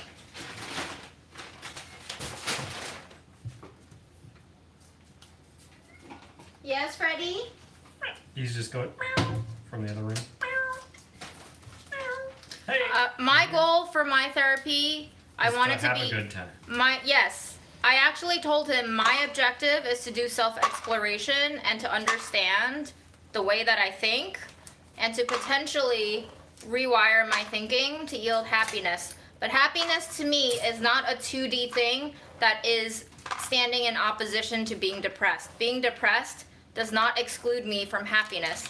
Being depressed is simply part of the way I view life now, and I want us to have a deeper concept of what it means to be living with depression. And I don't want to fucking stigmatize stuff like living with depression if, for me, this sort of depression is actually helping me understand the world. And I don't think I'm illegitimately understanding the world through my depression. I think the world calls for understanding through the lens of mass depression, because I think we are all depressed to some extent, not because of our internal biology being off, but because of fucking society being off. So maybe we need to also fix society alongside fixing our own brains, which is what this particular neuroscientist therapist thinks is wrong with me, is my neurobiology. But I'm guessing he hasn't also paid attention to recent findings about how, like, gut health and microbiomes factor into your mental health too. There's so many different schools of thinking. Shut up. Oh my god. Can you smell this so I can put it in the pan? Smells good. Oh my What do you want me to say? Dude, this is my live. You just co-opted my live. It was just, I wanted you What? to smell something. And I wanted to finish my fucking train of thought. All aboard the June train. Pants not on. Whatever. It got bored too. I don't even know why I got a bowl. I don't need a bowl for this. I'm just gonna eat the whole thing.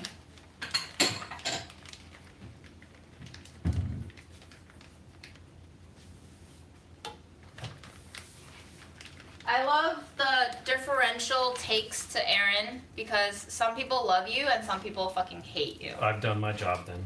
Honestly, yeah, if you're not a polarizing person, then you're fucking boring. Wow. You're doing 3 slices today. Yeah, who wants to be a normal, bland person who everybody's like, yeah, they're fine. Whatever.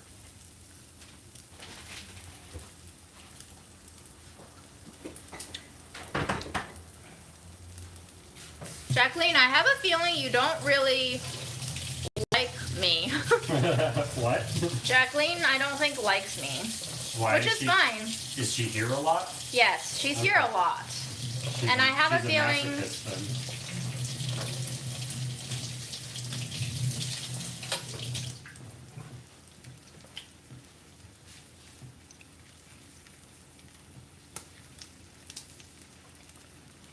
I love you, Jen. You're awesome. Jen, you're great.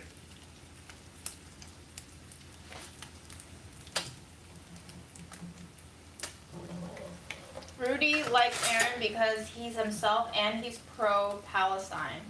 Okay, well, everybody should be. So.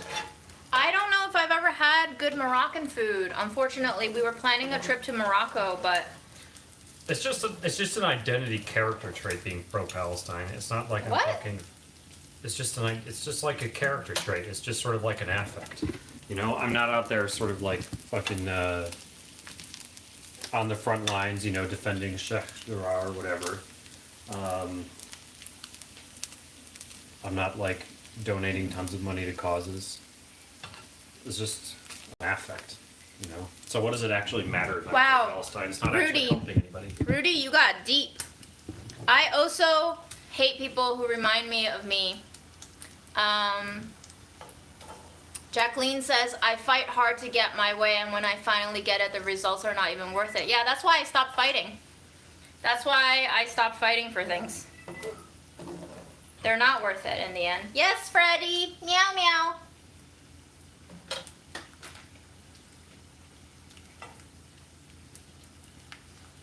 Y'all, we're not dirtying the pan for 4 pieces of bacon. We're seasoning the pan with duck bacon. We're improving the pan. Jacqueline, would you like to be my therapist? What is Jacqueline's problem with you?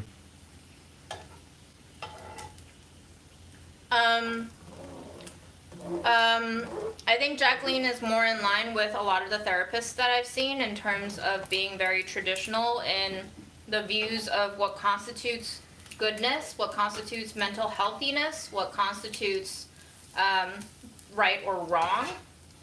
And I'm more of like a post-structuralist, the world has gone to shit, nothing matters, embrace the absurd. How was your therapist today? He is an older man who likes to make me aware that he's a neuroscientist and he knows exactly what's going on in my brain. And he suggests that I do a combination of therapy and medication, but I have 2 other choices. What medication do you want to give you? No, he's not a psychologist. He's not a Okay. psychiatrist, so he can't prescribe. But you know, he says he recommends both. Did you like him? I think I have read The Stranger, and I was deeply unfazed by it until the end, maybe.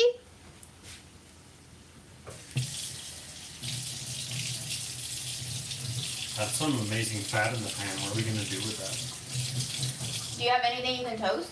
I don't know. I don't have bread. No.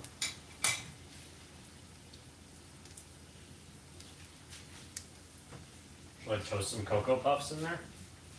Yeah. Holy shit! No. I'm joking. You can toast some oatmeal in there. I don't want to eat oatmeal now though. You can make some cheese crisps with this. Maybe we can save that for tomorrow, right? The cheese crisps. They won't be good. You shouldn't do it now. Okay. I don't know. Maybe I'll just cover the pan and use the fat tomorrow. Do you want to sear off some sun-dried tomato pieces? No, that seems like a waste. Sun-dried tomato already tastes good enough already. You can put the pan in the oven if you want. Yeah, I think I'll just cover it and use the fat tomorrow. I say the oven because of roaches, Aaron. I don't think you want that sitting on the counter. Damn! Wish I had a single piece of bread. Well, wish you bought your own groceries sometimes. Well, I didn't know this particular circumstance I would want a single piece of bread. I'm sorry. We don't have bread. That's why I suggested oatmeal, because you can toast it in the duck butter and then you can make the oatmeal tomorrow. Okay.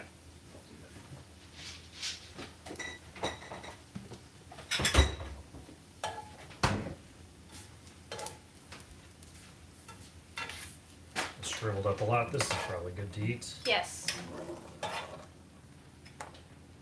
Bacon really becomes like half the size after cooking.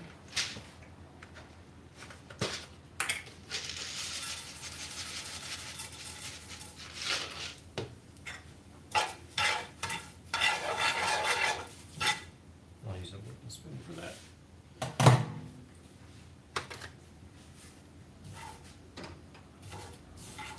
Aaron's eating the meat. I'm eating my mess of cookie crumbs. There's probably like a lot of food in here. It just doesn't look like much because it's deconstructed. Those cookie crumbs already disappeared into like a quarter of the original pile. Mm-hmm.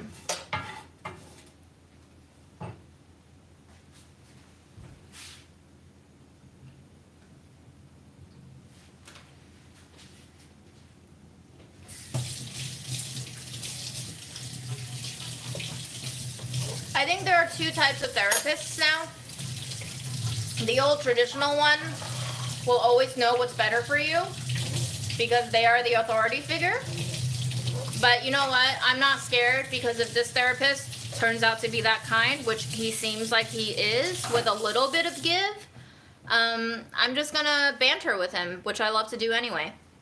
There's also another kind of therapist who will take your lead and try to, Duck bacon. yes, consult you on what you want to do moving forward. And they will take the Socratic method of asking you questions over prescribing you solutions. You probably already have the answer for yourself most of the time, you just don't want to acknowledge it. June? Mm-hmm. Duck bacon? Is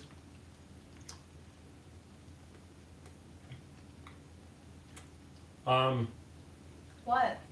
not as good as pretty much all other versions of duck. Wow, okay. Actually, composition, the Instant Pot says not to use extension cords, but their cord is so tiny. I am very sorry to say I would rather eat bacon than duck bacon, which is crazy because I love duck. It's my favorite meat. I think you cooked the shit out of that. That might be true. Yes, I think it's your fault. I've never cooked duck bacon before. Please try it.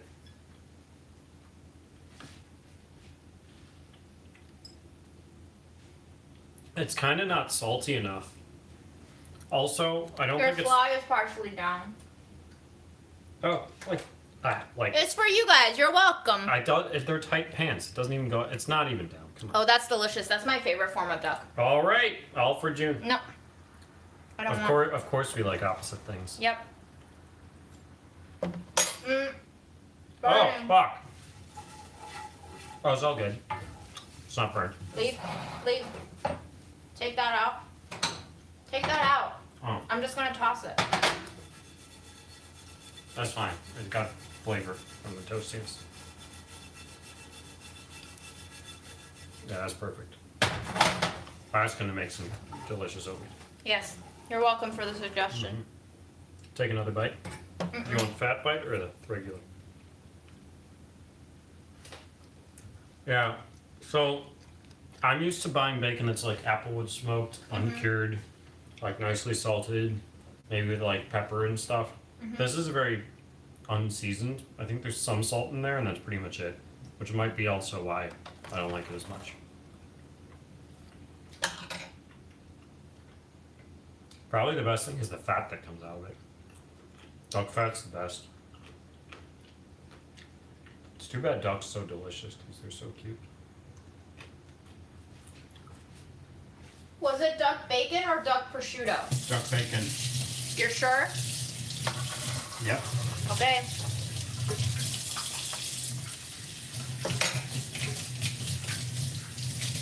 What's the difference? Prosciutto you can eat raw. That's my bacon.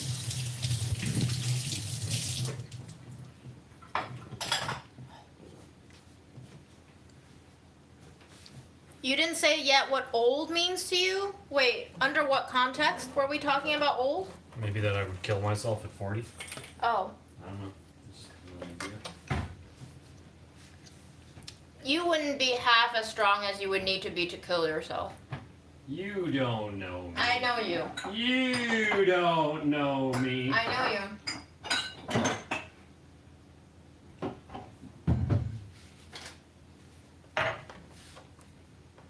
I'll show you. I'll kill myself right now just to spite you. No, please don't. I'm not interested in seeing that. How would you kill yourself, Ethan?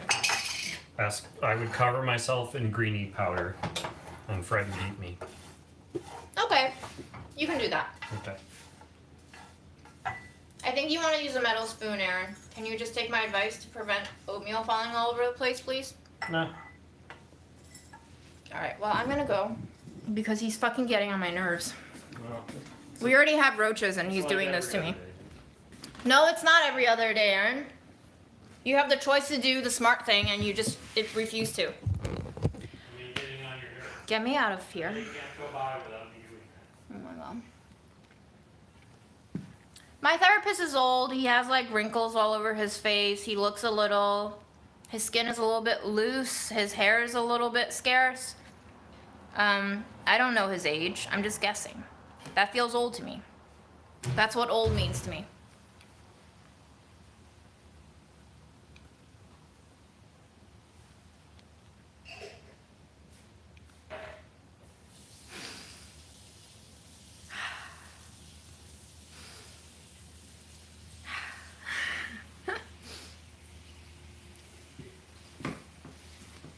Yes, relationships are hard. But if you're telling me to change therapists because he's old, that's ageism, right?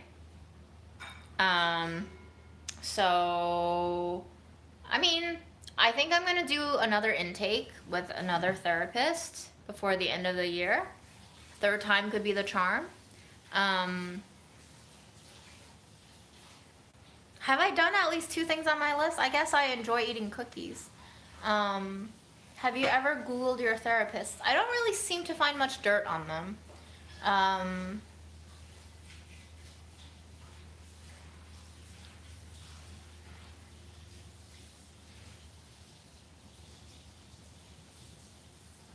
Yeah, Aaron is so provocative. That's the only way he gets attention.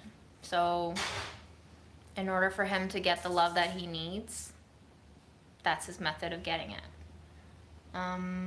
I'm just a little bit too tired for that, which is why I decided I need a break.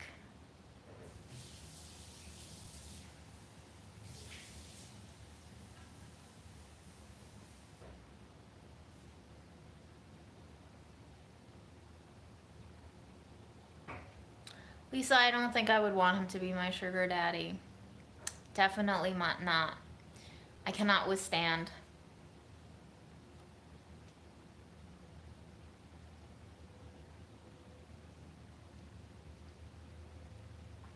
Reliability is the most important with a therapist. Was the first week at work exhausting? No. Actually, I don't think it was. And I made sure that I did not work beyond 6 p.m. Except for that one night where I made pesto with you guys on the live. But for the most part, I think I've been doing a good job of telling myself that you need to stop working. You seem to hit every second of it. You've been complaining nonstop for the past week. Like it was. I don't know where you got that idea, Aaron, and I would really prefer it that you don't comment on You it. have been. It was like it's been like 20 or 30 times a day. You've been like, I hate this. I can't believe I'm doing this. This sucks. I'm so tired. Like just constant complaints about like. Okay, so you're saying that I annoy the shit out of you when I No, work, is I that don't- right? Because that's what I'm hearing right now. No, I'm saying that you seem to have hated it, and it seems to have been awful for you based on everything you said to me. I don't believe you were actually listening to all of me. I remember telling you distinctly to stop bothering me with showing me videos because I'm still working. No. I remember you trying to interrupt my work day. You've been complaining about your work nonstop since I got back. You've been like, I can't believe they're making me do this. I don't like Italian food. Like this That's stuff. true. I did complain about getting assigned a pasta dish without even having been consulted. That is the sort of shit that goes down that angers all of us on the food team, I think, is just having no agency over choosing certain recipes to develop. But it's a job. I'm gonna bitch about it, Aaron. And if you're sick and tired of hearing me bitch about it, you should tell me. I'm not sick of it. I don't mind your complaints. You don't mind my complaints, but you would like to talk about how much I complain? Yeah. I just noticed all of your complaints, and so I'm said something about it. I don't mind it though. It doesn't bother me. I'll listen. I don't want you to listen. Okay. Well, you've been telling me, so I've been listening.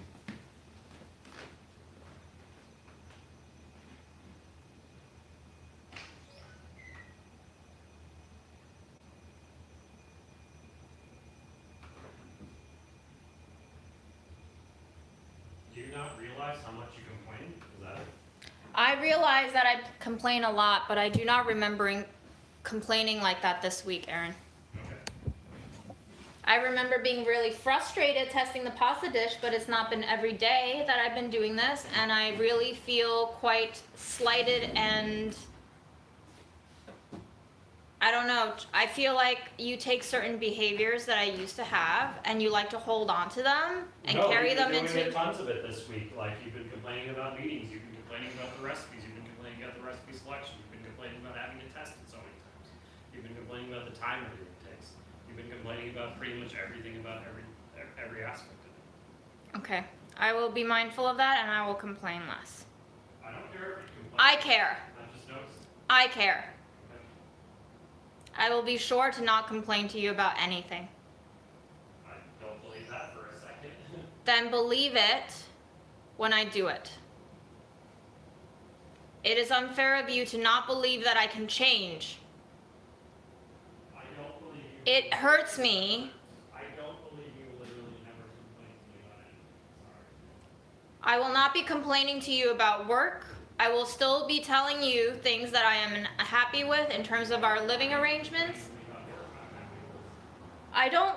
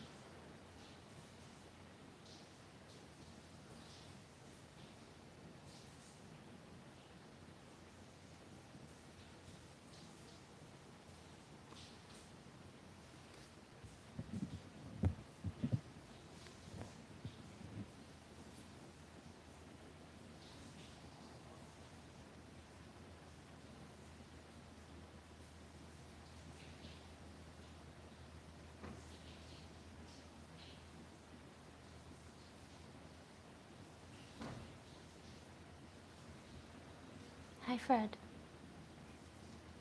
What's up, bud?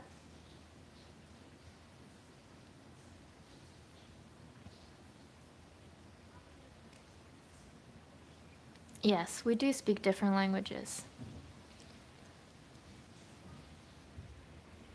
That's why this relationship is a no-go.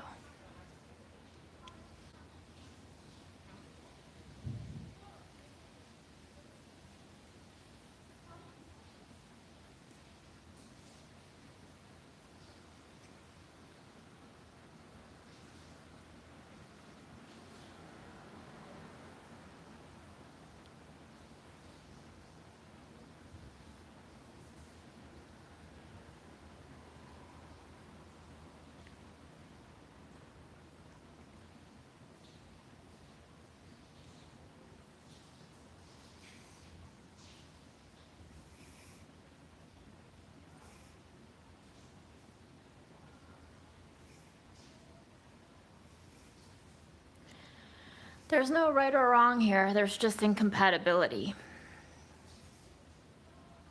So, that's all there is to it.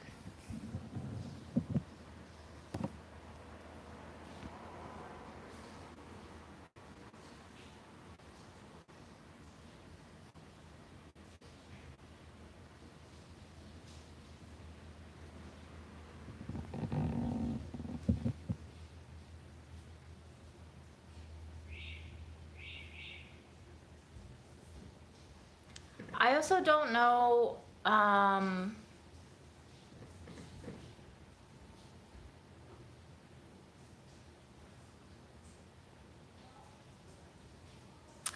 don't know if people who tell me to break up have done thinking of what it means to break out of a relationship. It would be easy to break up with somebody. What's not easy is what follows a breakup. Do you choose to get into another relationship? Do you deal with your own issues? Do you find out your flaws as a person and work on them?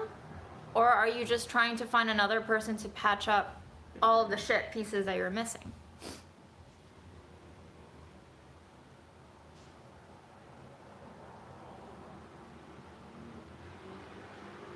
I think for sure that I have hurt Aaron's feelings by saying what I say on these lives, but instead of letting me know, he hasn't processed it himself, and then he, I think, semi-unconsciously begins to retaliate in some ways, which I don't mind.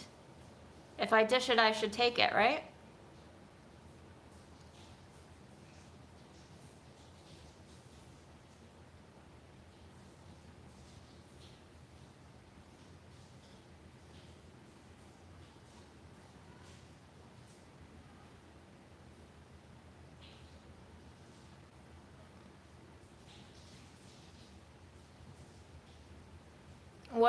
What am I saying sorry about? Let it go and say sorry to who?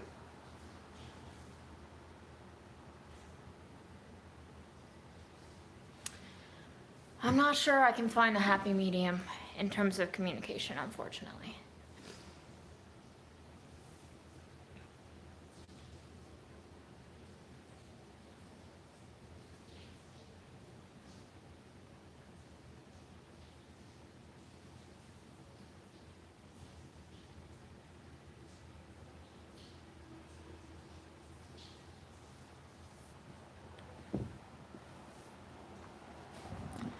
This is true. This is true. But I think Aaron has not made him available to this method of complaining. He's much more filtered than I am, and these kinds of lives don't make him comfortable. So what these lives do for me, they do not do for him. That is very simple. Don't come out yet, please. Let me turn the camera off.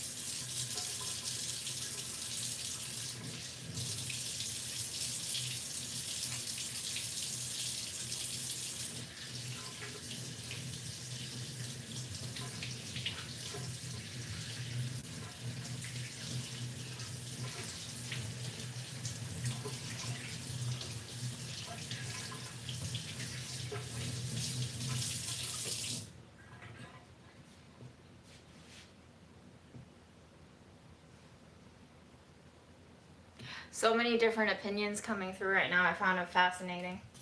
When people see our fights on these streams, it can either be very triggering or very illuminating, but it will always be uncomfortable because these are things that we don't show people. Do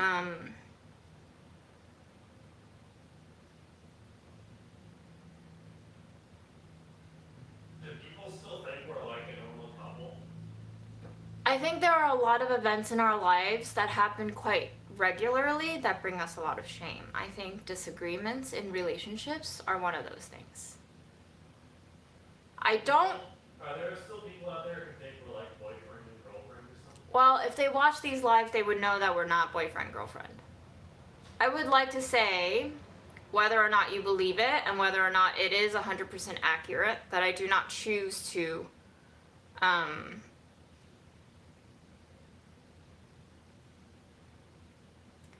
even if putting on these lives infringe on Aaron's space and hurt him, my intention is not to hurt him. My intention is simply to show that these things go on and to normalize them, because when we don't see these imperfect moments, we begin to label them with labels of abnormality, of disease, of cover up, and I don't think that's healthy. I think disagreements happen, I think hurt feelings happen, and I hope that we can all talk through it. I'm gonna feel angry, I'm gonna feel vengeful, I'm gonna act out on it, and you can call me out on it.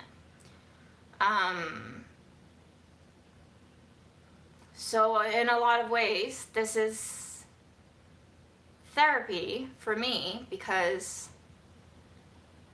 it is making me face all the things that I'm shameful about. I don't know if this is the right thing to do, but this is what I'm choosing to do right now.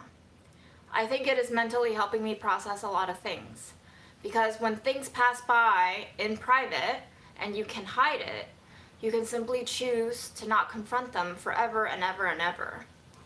And you are afforded plausible deniability.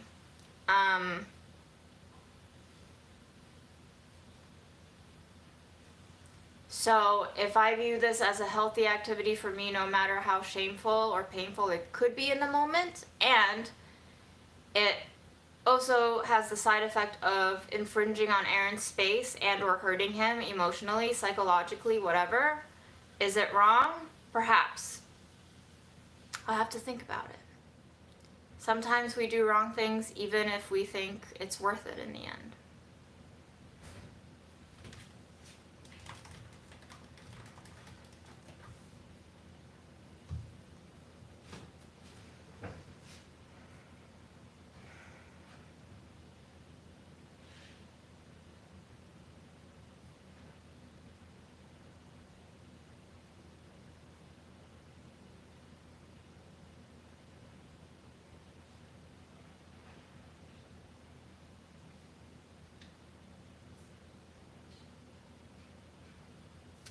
Our boundary for these lives is that I don't do lives in the bedroom living room space. As you can see, I have confined my lives for the most part. Why do you sound like you're on the verge of tears? Because I am on the verge of tears. Why?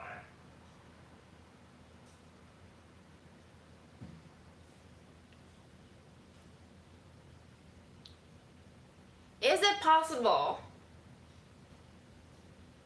that you try to put yourself into my mindscape right now and take a wild guess as to why I might be teary? No, I'm asking. I want to know. Then I don't have the energy within me to explain right now.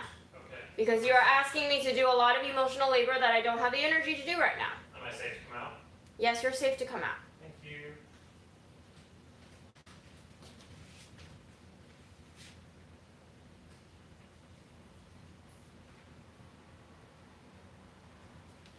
We have a safe word. We've worked that out. If he chooses not to use it, then that's on him.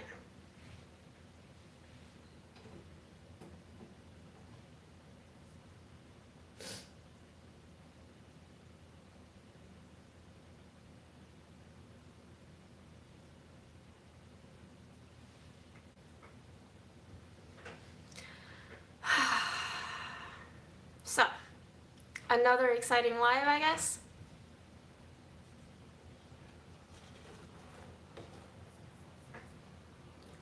Sorry, not sorry you had to witness that. What happened? I don't understand. What do you mean what happened, Aaron? What happened? Witness what? A lot of people find it triggering to watch us fight and disagree with each other. I like how people think that's a fight. What do you think that was in your opinion? I was saying that I think what happened is I was saying you were complaining a lot about work and you disagreed that you weren't complaining, and I was like, oh, I noticed you complaining. And then we were just like, left it at that. June was like, I don't complain a lot, and I was like, I've noticed you do. And that was it. Okay.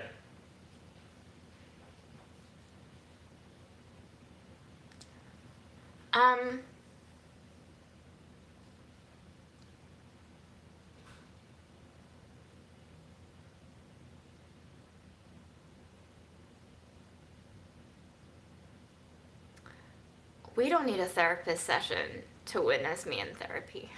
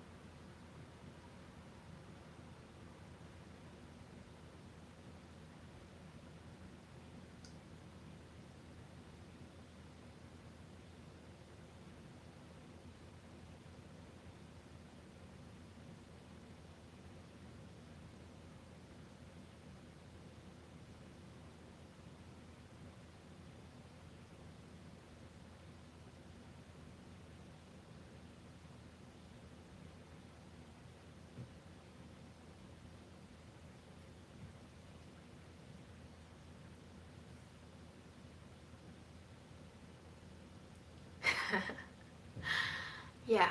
When we get to talking about relationships in therapy, this would be a great one to forward to them.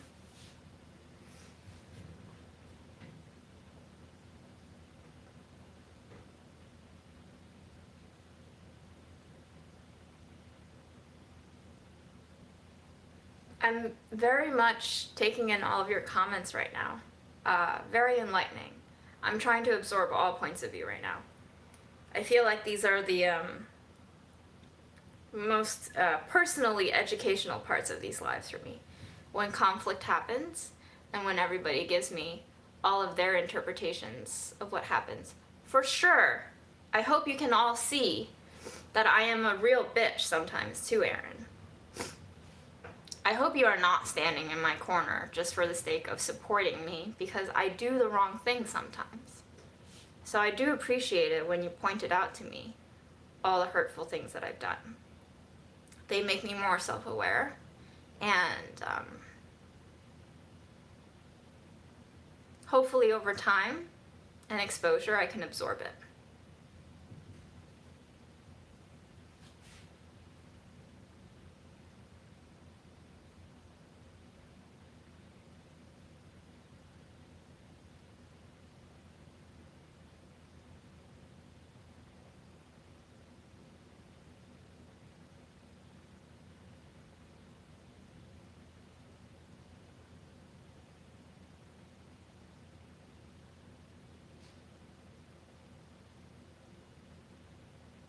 I do have very little patience.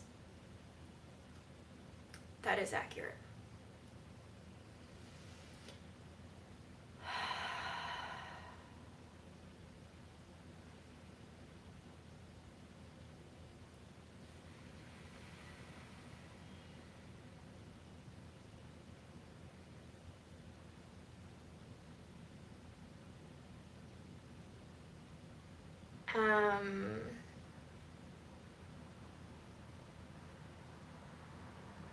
Well, when Aaron responds, I get defensive. I'm sure you all witnessed that. I'm not sure that his form of response is the ideal form of response that I want in my life.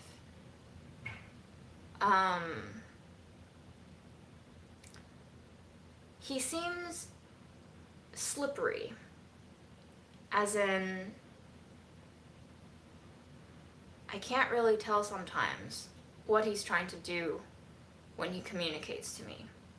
So for example, when he said to me, "You've been complaining nonstop about work this week," and I said, "No, I didn't," and he said, "Yes, you did," and I said, "Did it bother you? I'll do my best to not do it again if it bothers you," and then he says, "No, it didn't. It doesn't bother me. I'm happy to listen to you complain." That makes me wonder why he brought it up. I brought it up because I was correcting you. Because you were like, no, I'm not complaining, I don't mind it. You were correcting me? Yeah, because I was just noticing you were complaining so much. And I was like, well, that's not the June that she's telling to people right now. So you thought I was putting forward a false Exactly, yeah. illustration of who I am. Yeah, you seem to hate the last week. Basically. So you were trying to expose me and my lies. I mean, I was just trying to talk about like how I noticed something different than what you were telling me. So you were trying to expose me and my lies. I guess that's an uncharitable way to say it, yeah. What is a charitable way to say it? That I noticed something different than what you were telling people. AKA a lie. Okay. Also, What? I'm completely 100% true that I don't mind hearing your complaints. I've been hearing your complaints for 10 years, and I'm serious, it doesn't bother me. I know, but it bothers me to know that I complain. If you are right, if you are objectively accurate, I don't want to be the type of person. I don't know if I'm objectively accurate. I just noticed a lot of complaints this week about work, so I said that. If you don't know if you're objectively accurate, but you insisted that I was inaccurate when I said that I didn't complain on. So you're objectively accurate? Of course I don't know if I'm objectively accurate. Neither do I. All I noticed is a lot of complaints this week about work, so I said that. A lot of complaints about work this week. Can you tell me if you think I've had more complaints about work this week than any other week before Mom died? No, you've been complaining about work basically in every job you've ever had a tremendous amount. You seem to have hated every job you've ever had. I seem to have hated every job I've ever had. Yeah. Like the restaurant jobs you complained about endlessly because the work was miserable grinds that took incredible hours and you hated doing the hours and you hated doing the work. And then, all of your delish work has also been miserable grinds that you've been complaining about, but for different reasons. Because obviously you use stuff like, getting assigned recipes you don't want to do and then getting underpaid for like You guys are welcome to clock out. If you can't handle it, I understand. You don't have to support me through a fight that you don't want to witness. This is for the people who want to see it. You've been complaining about all of your jobs basically forever, and I'm happy to listen. You don't have to not complain. It really doesn't bother me. Like, I'm happy to listen. It sort of rolls off of me, and if it makes you feel better to complain to me, then I'll listen.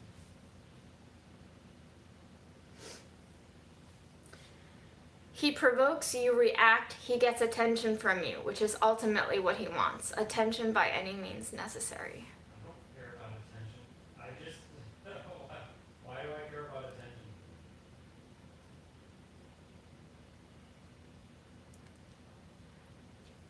Is it true, Aaron, that you told me that you annoying me is your preferred way of getting attention from me? Maybe like during the first few years, but like I don't really care about that anymore. Maybe during the first few years. Especially not since we broke up.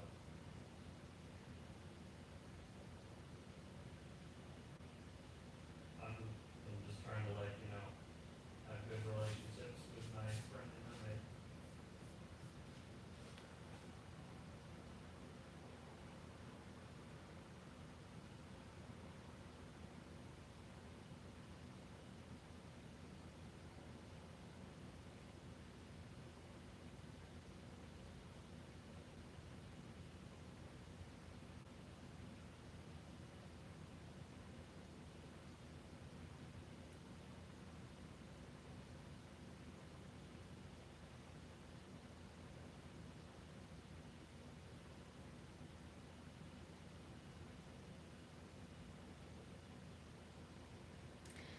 Yes, this is a very public forum. People are very, very uncomfortable watching this go down, which is why I totally understand it if you don't want to watch it go down. As I've said before, these lives are more for me than for anyone else. So if you choose to stay, you are choosing to stay for you, and I am choosing to stay for me. I need time to process these events. I need time to read your comments. I need time to absorb and to synthesize, to make meaning out of all of these things.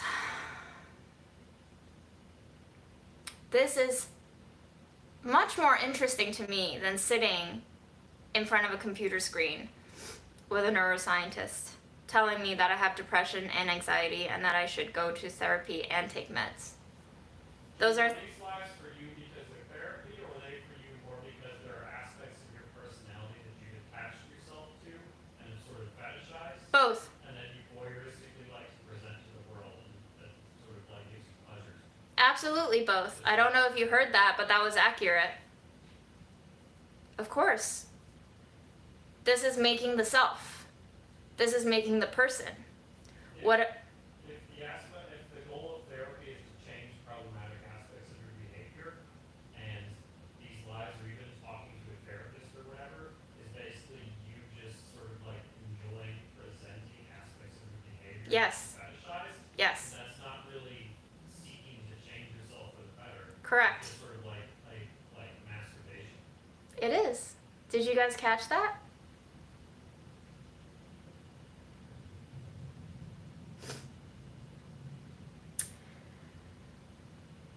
I think if you guys caught that, that is completely accurate.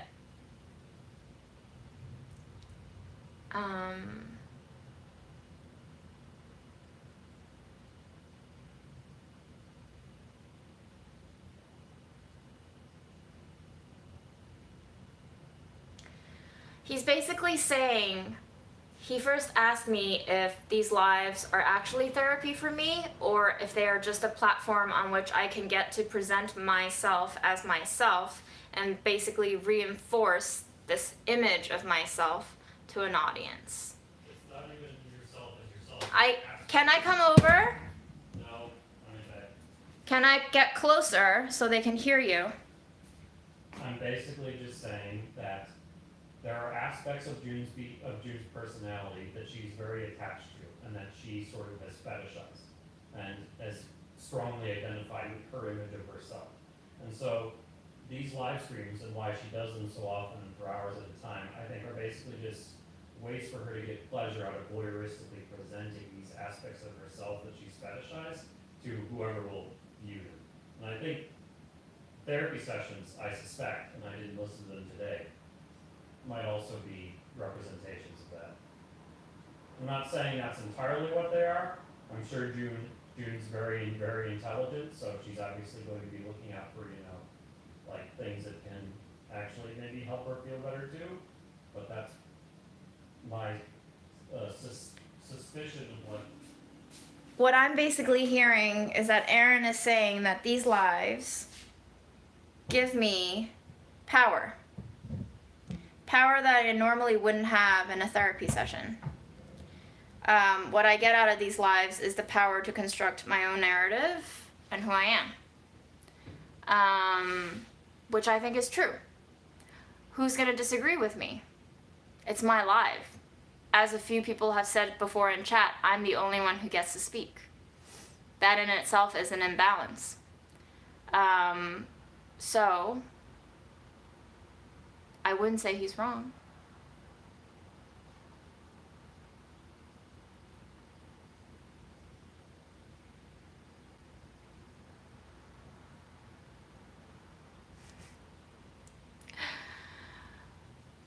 I wonder who the new viewers that we've gained since the fight began are. Because it is evident that the conflict has... I don't know if it's a fight anymore, and I don't think we need to label it. It's an interaction that has made me see a lot of things. Dude, like 80% of the interactions I have with you are uncomfortable dialogues. So Yes, he said 80% of the dialogues we have are uncomfortable. So this is not new to our relationship, for those of you who are wondering.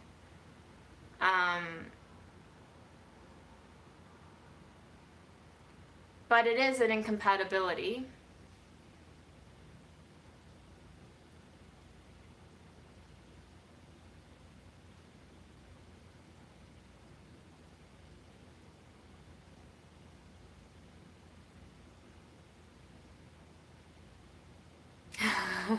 They felt the drama and were drawn like moths. Yes. People love drama, right? That's why reality TV gets such high ratings. I actually just started watching on Netflix last night. I don't even remember what it's called, but it's basically these big boobied real estate agents who are all female and somewhere in LA, I think, selling real estate, $1 million properties. Yes, selling sunset. Oh my gosh. How enjoyable is that?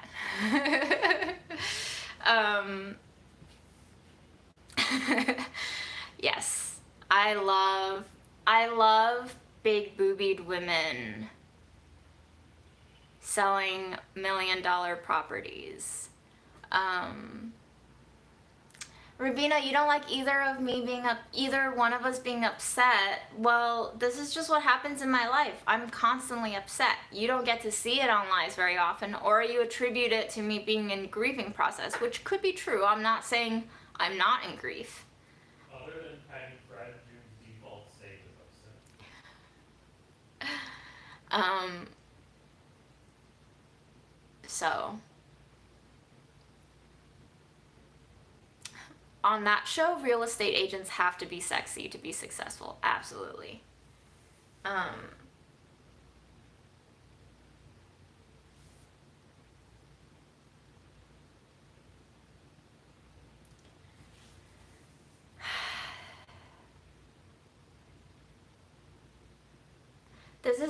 This is more reality TV than reality TV, which is why some people don't like it. It's not anything you can really laugh at the way you can laugh at big boobied women selling $1 million houses. You can't laugh at this because this is too real. You can't laugh at this because it hurts you. You can't laugh at it because it triggers you, because you've been through similar things, probably. You've met similar people. You've seen their incompatibilities, and it reminds you of the heartbreaking realities of life that you can't seem to fix. This is all part of life.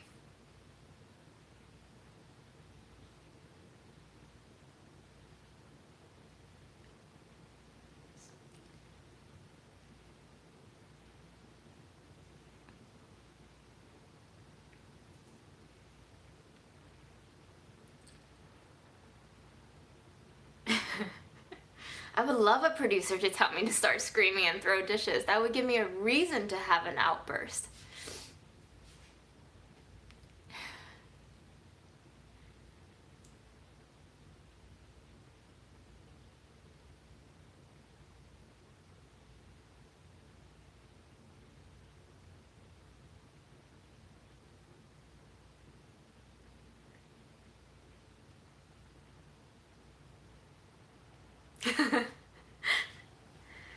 Oh, Naoko. The only table I have in this house is my mom's dining table, and I don't think I'm gonna flip that one over.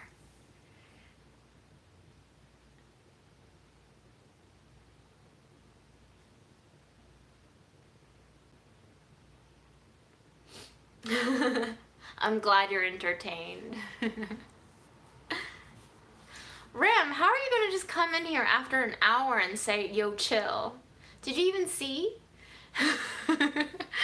Oh, right. Okay. We mentioned your table. Sorry. Yes, your table. Mm-hmm. Woo.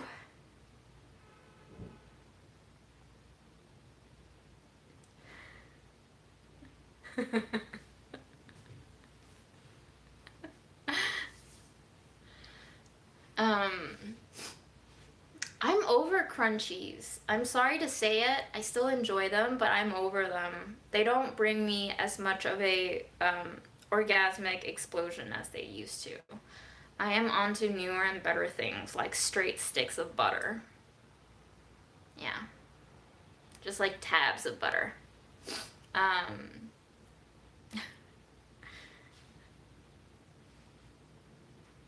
Earl Grey cookies and Bailey's sounds delicious. I was thinking of making a Bailey's glaze. Bailey's glaze to put on these cookies, but Hokkaido egg tarts, yes.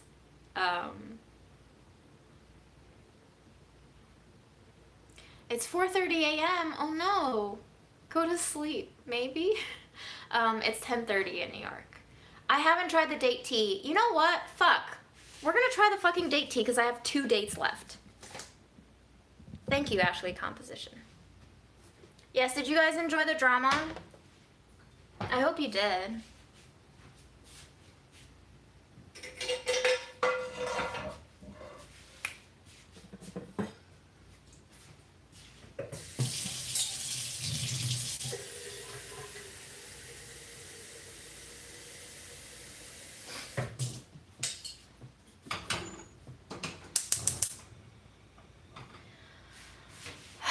Red tea with date, I think. We need red tea.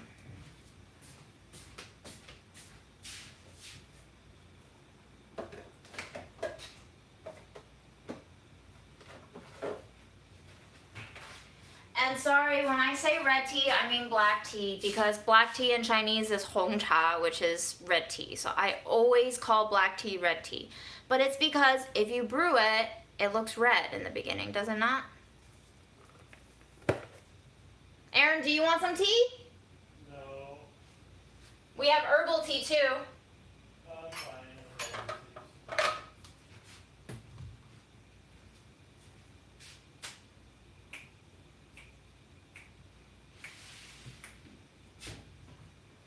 Hi, Freddie.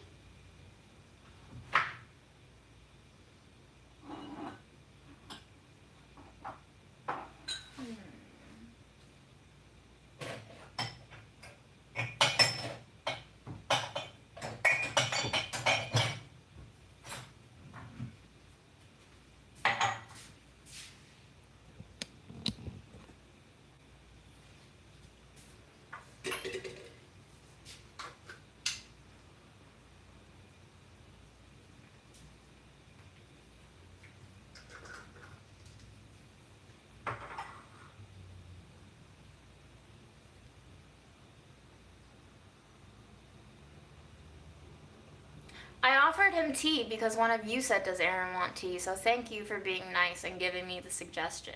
I read your comments and I'm trying to be a better person because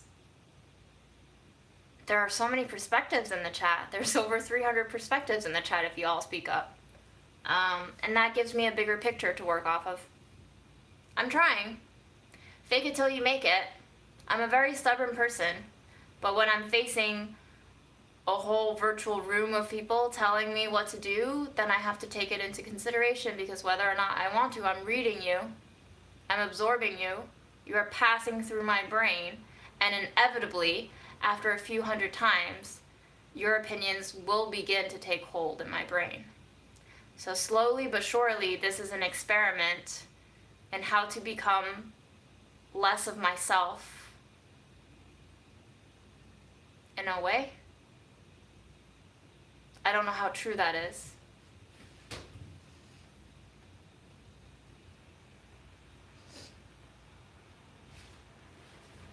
I certainly don't need your perspective all the time, which is why I only do these half the time. I think I need to plug you guys in though. I think we're about to be dead on the phone. Being dead on the phone. Hi, Fred.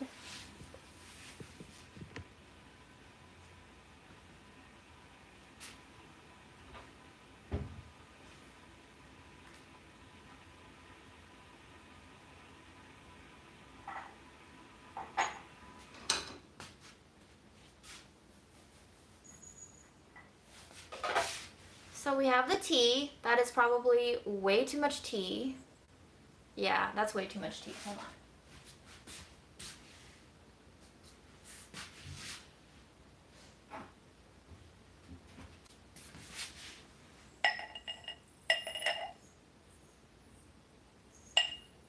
and then we're gonna put a date.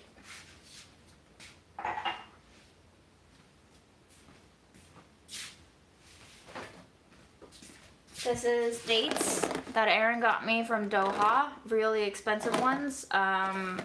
Apparently Prophet Muhammad's most beloved date. We have 3 left. I'm going to pop one.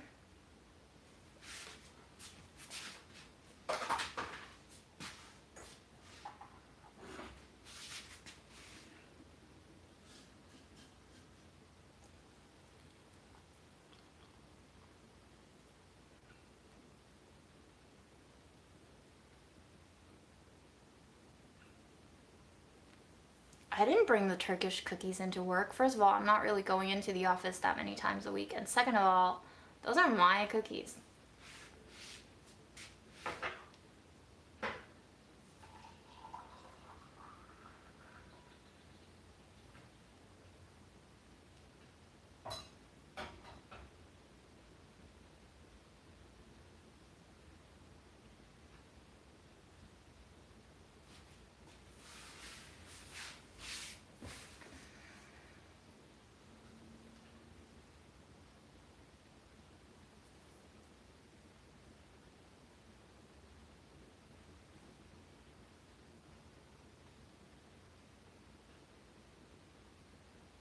Did I rub you the wrong way?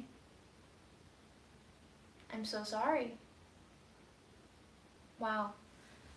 You should see the glare he's giving me.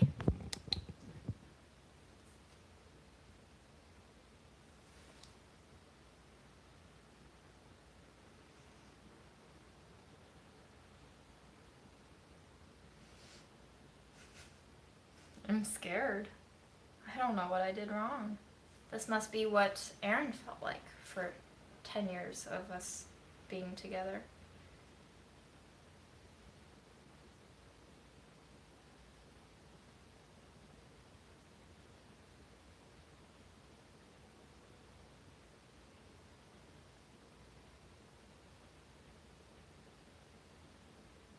Ibishi, lots of people do lives and don't fight on camera. They just do things that don't involve conflict. My lives don't have an objective. They're kind of just like bake really weird cookies with me that fall apart, watch me eat them, and maybe I'll fight with Aaron or get bitten by Fred, or I'll trip over something, or I'll break a glass on the floor, or I'll start crying for no reason. Life.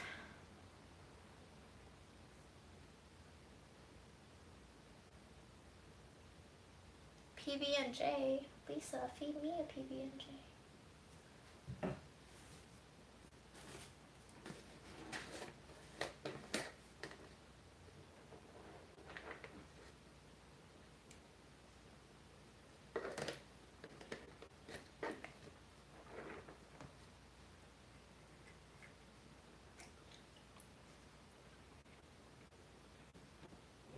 Yes?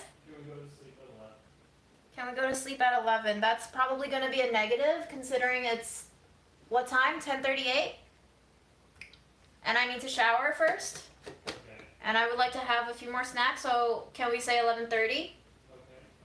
Great. No more, Freddie. No more.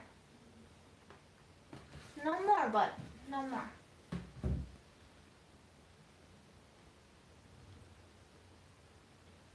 No, I didn't tell him that it's fixed. We'll see how long it takes for him to realize.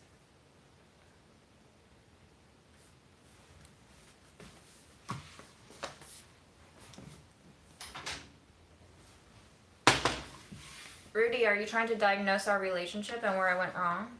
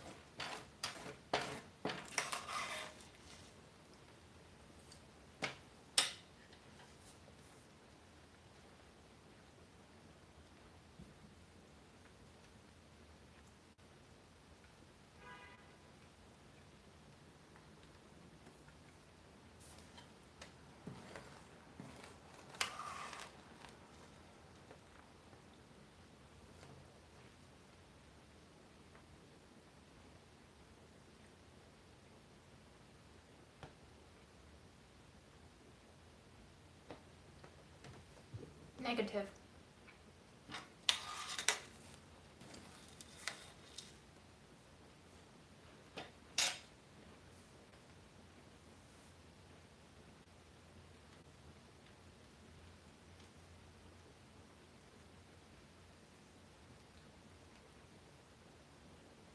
Oh, I went to the dentist today. He took an x-ray.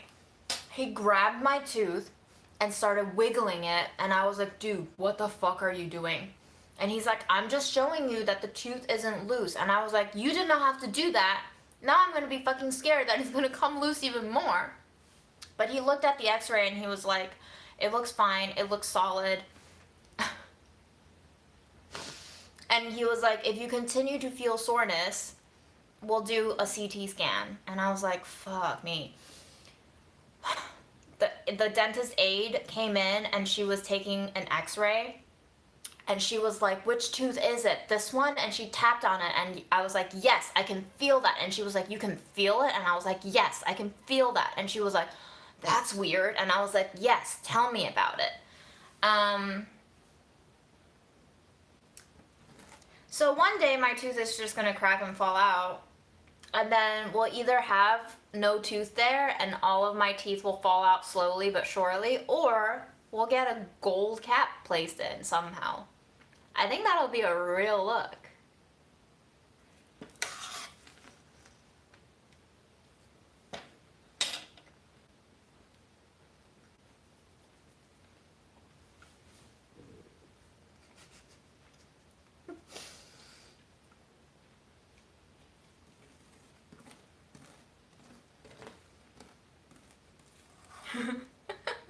Ram, you're gonna buy a gold cap for yourself or for me?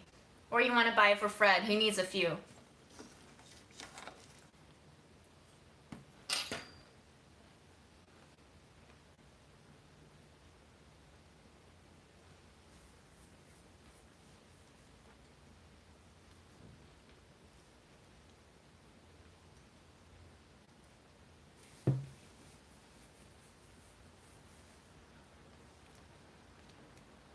Do we think we should go with like rose gold? Does anybody have rose gold yet? I feel like that is just, it's gonna be pretty in pink, you know?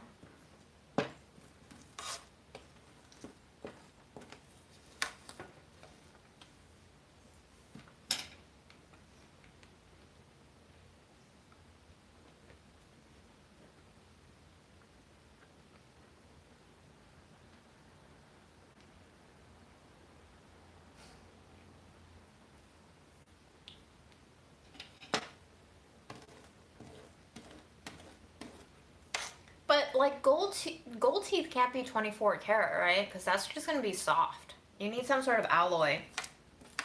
Gold mixed with something.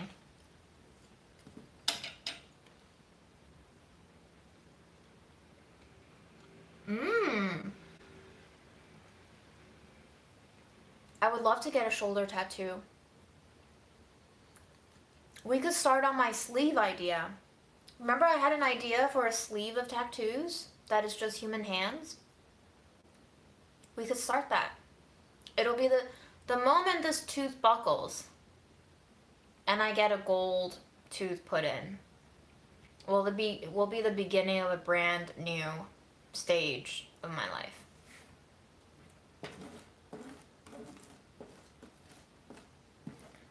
The tooth will initiate the entire change.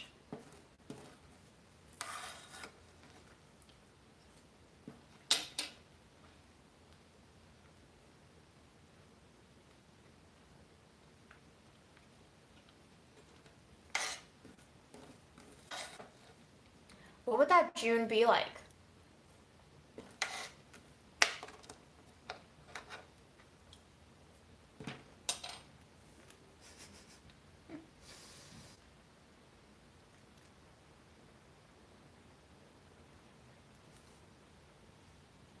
Oh my god, teardrop tattoo, like right here.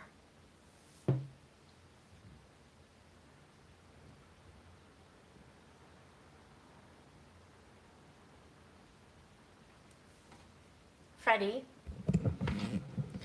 More cynical? I don't think I can be. Eeshish.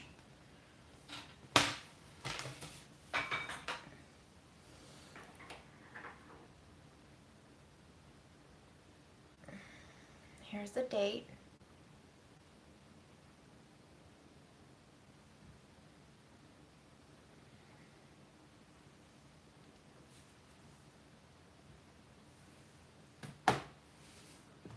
You think they would have it figured out on how to tattoo people with darker skin by now?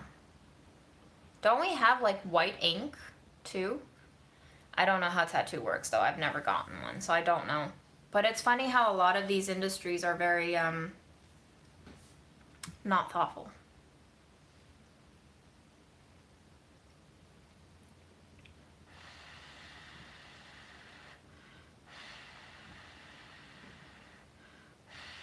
Aaron actually wants to get a tattoo of a portrait of Fred.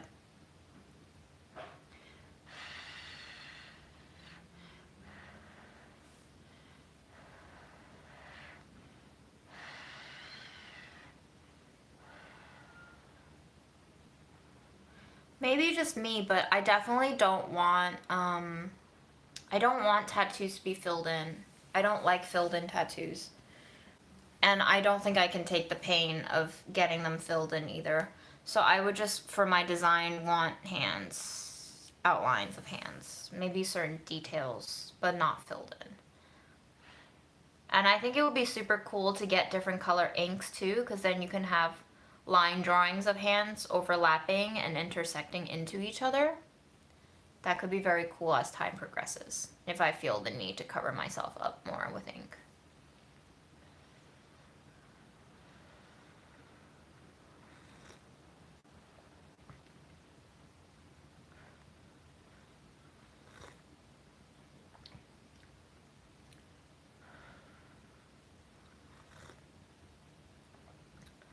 And I've said before that if I get a sleeve of hands, I also want to get a leg covered in bird's feet. So those are the ideas that I had. I'm not sure, but the bird's feet might have come from a dream. I'm not sure though.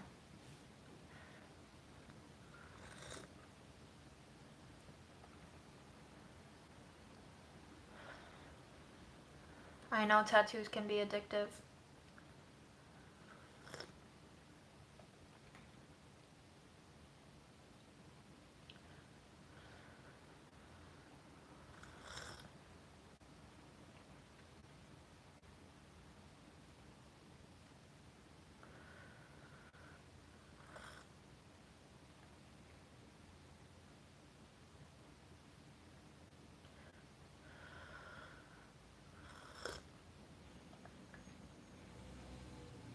You hate all your tattoos now. Yeah, that is a common regret, huh? What is your story behind the hands tattoos? I have none. I just really like hands. And I was thinking about it, and I remember my mom always commenting on how she loved hands. Like, she loved my father's hands, apparently.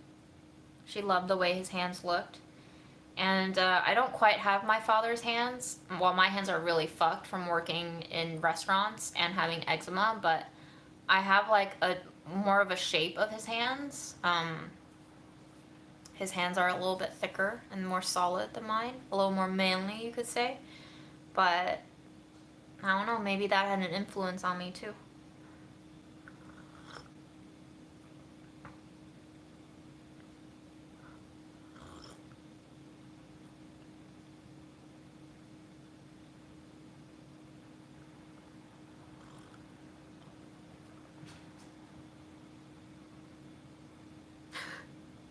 Don't put bumper stickers on Ferrari.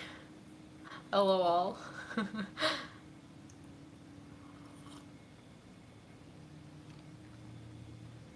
We could be related. It's true. You, me, and 300,000 other people probably, if not more.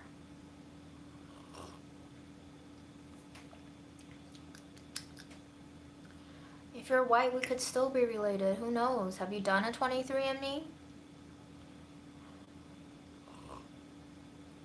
To be honest, I don't taste the sugariness of the date. I think I brewed this a little too strong.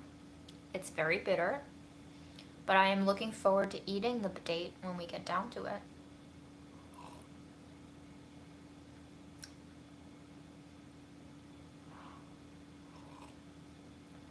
I have to, excuse me, I have to fix dinner for Fred to put into his breakfast slot. So I guess I have to fix breakfast for Fred.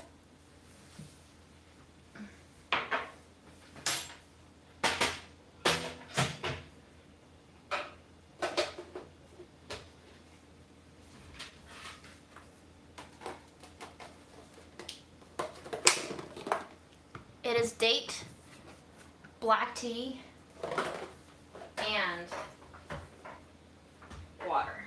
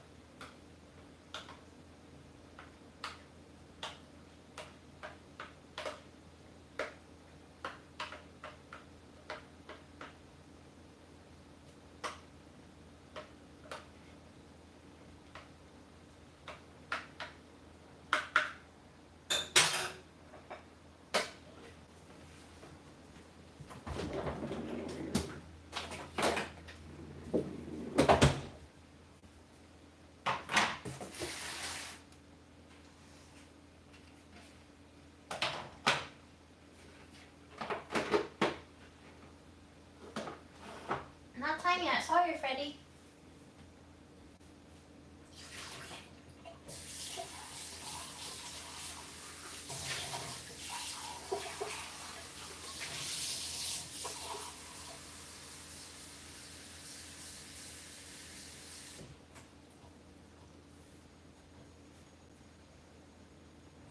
You can have some water, though. I know you don't want it.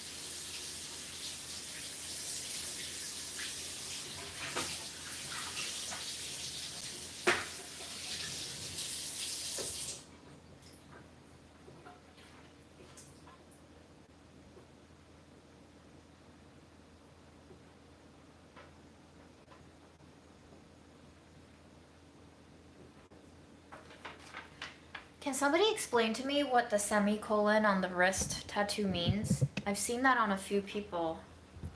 I've never known what it stood for. Is there a meaning?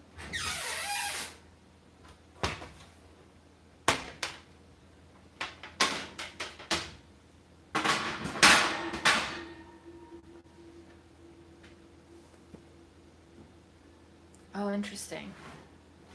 Oh, I see. I see. Thank you for explaining.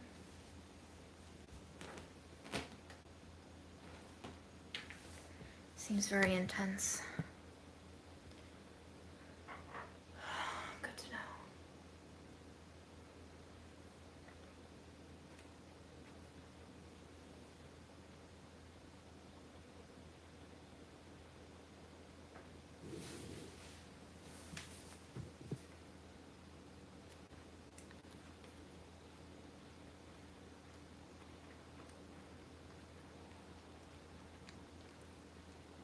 Funnily enough, I really like using the semicolon in my writing.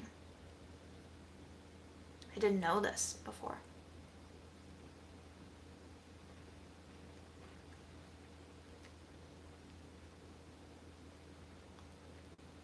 Wow.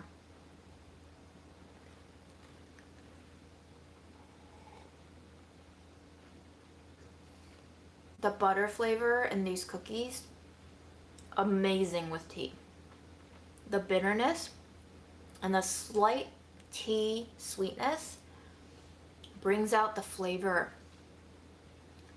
and makes them kind of puff up in a little exhale.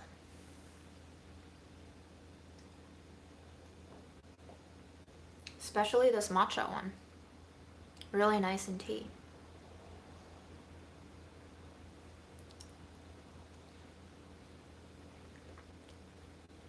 I don't know how to use a semicolon either. It's somewhere between a comma and a colon. It's when the thoughts are connected, but they're meant to be a little pause in between. Almost as if you took a breath to think about what comes next. A comma I use when I know what I'm going to say after the comma already. A semicolon is a planned pause to really bring attention to what follows the colon. But a semicolon is when you have a thought that is related but doesn't flow completely as a single sentence.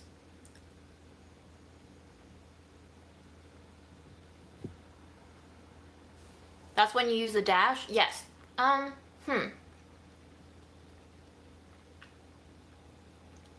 did use the dash a lot more before I started using the semicolon. Again, I don't think language rules need to be that precise, but you're right. Wow, Jonathan. Real nerd joke that I can't get because I don't understand programming language.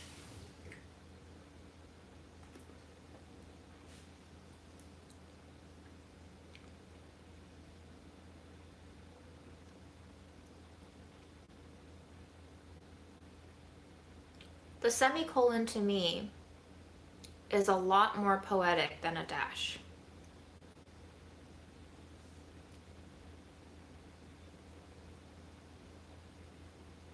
You can really taste the panole when it's dipped in tea too. Wow. School will really suck it out of you. School will teach you everything you wanted to know and then a whole lot of shit you didn't.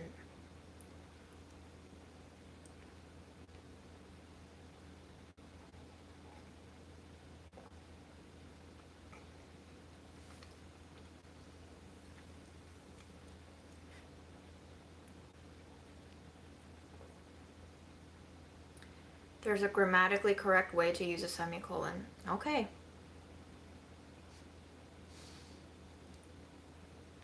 Well, you're welcome to teach us how.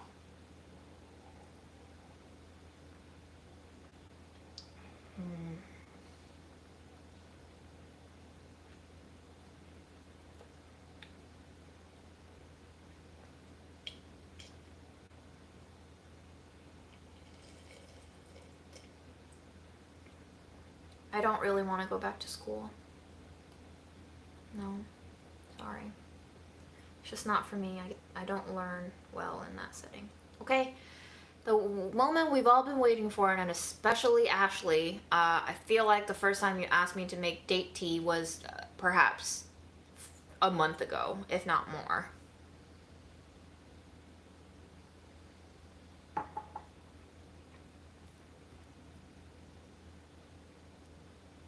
Juicy.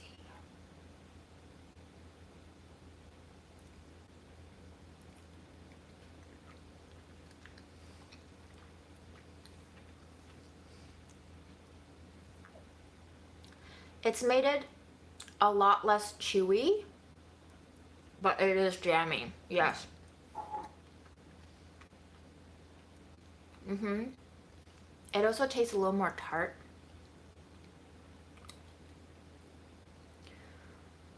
The flavor is a lot more digestible on a first chew. It's a lot less resiny and a lot more flowing amber honey. So if you want your date flavors to be slightly broken down and rolled out like a carpet flat in front of you, this is a great way to consume your dried dates. Yes, if you aren't into dates, this is a good application perhaps, but perhaps not, because the date flavor is still very much there. Thank you for your suggestion. I'm really glad that I tried it before I binged all of my dates. It is very sweet. You definitely feel the sugar get stuck in your throat a lot more. Well, I hope you guys enjoyed. I promise Aaron I will try to be in bed in half an hour, so I'm gonna apricot tea. Do I put a whole dried apricot in there? Okay. But hope you enjoyed the drama. Maybe go watch some big boobied women sell luxury houses in LA and get back to me and tell me how much you hate love it. And tell me who your favorite character is. I feel like the Mexican soap opera lady is supposed to be everyone's favorite, but I'm coming in at season 4 without any pre-season context. So, what do I know? But there it is.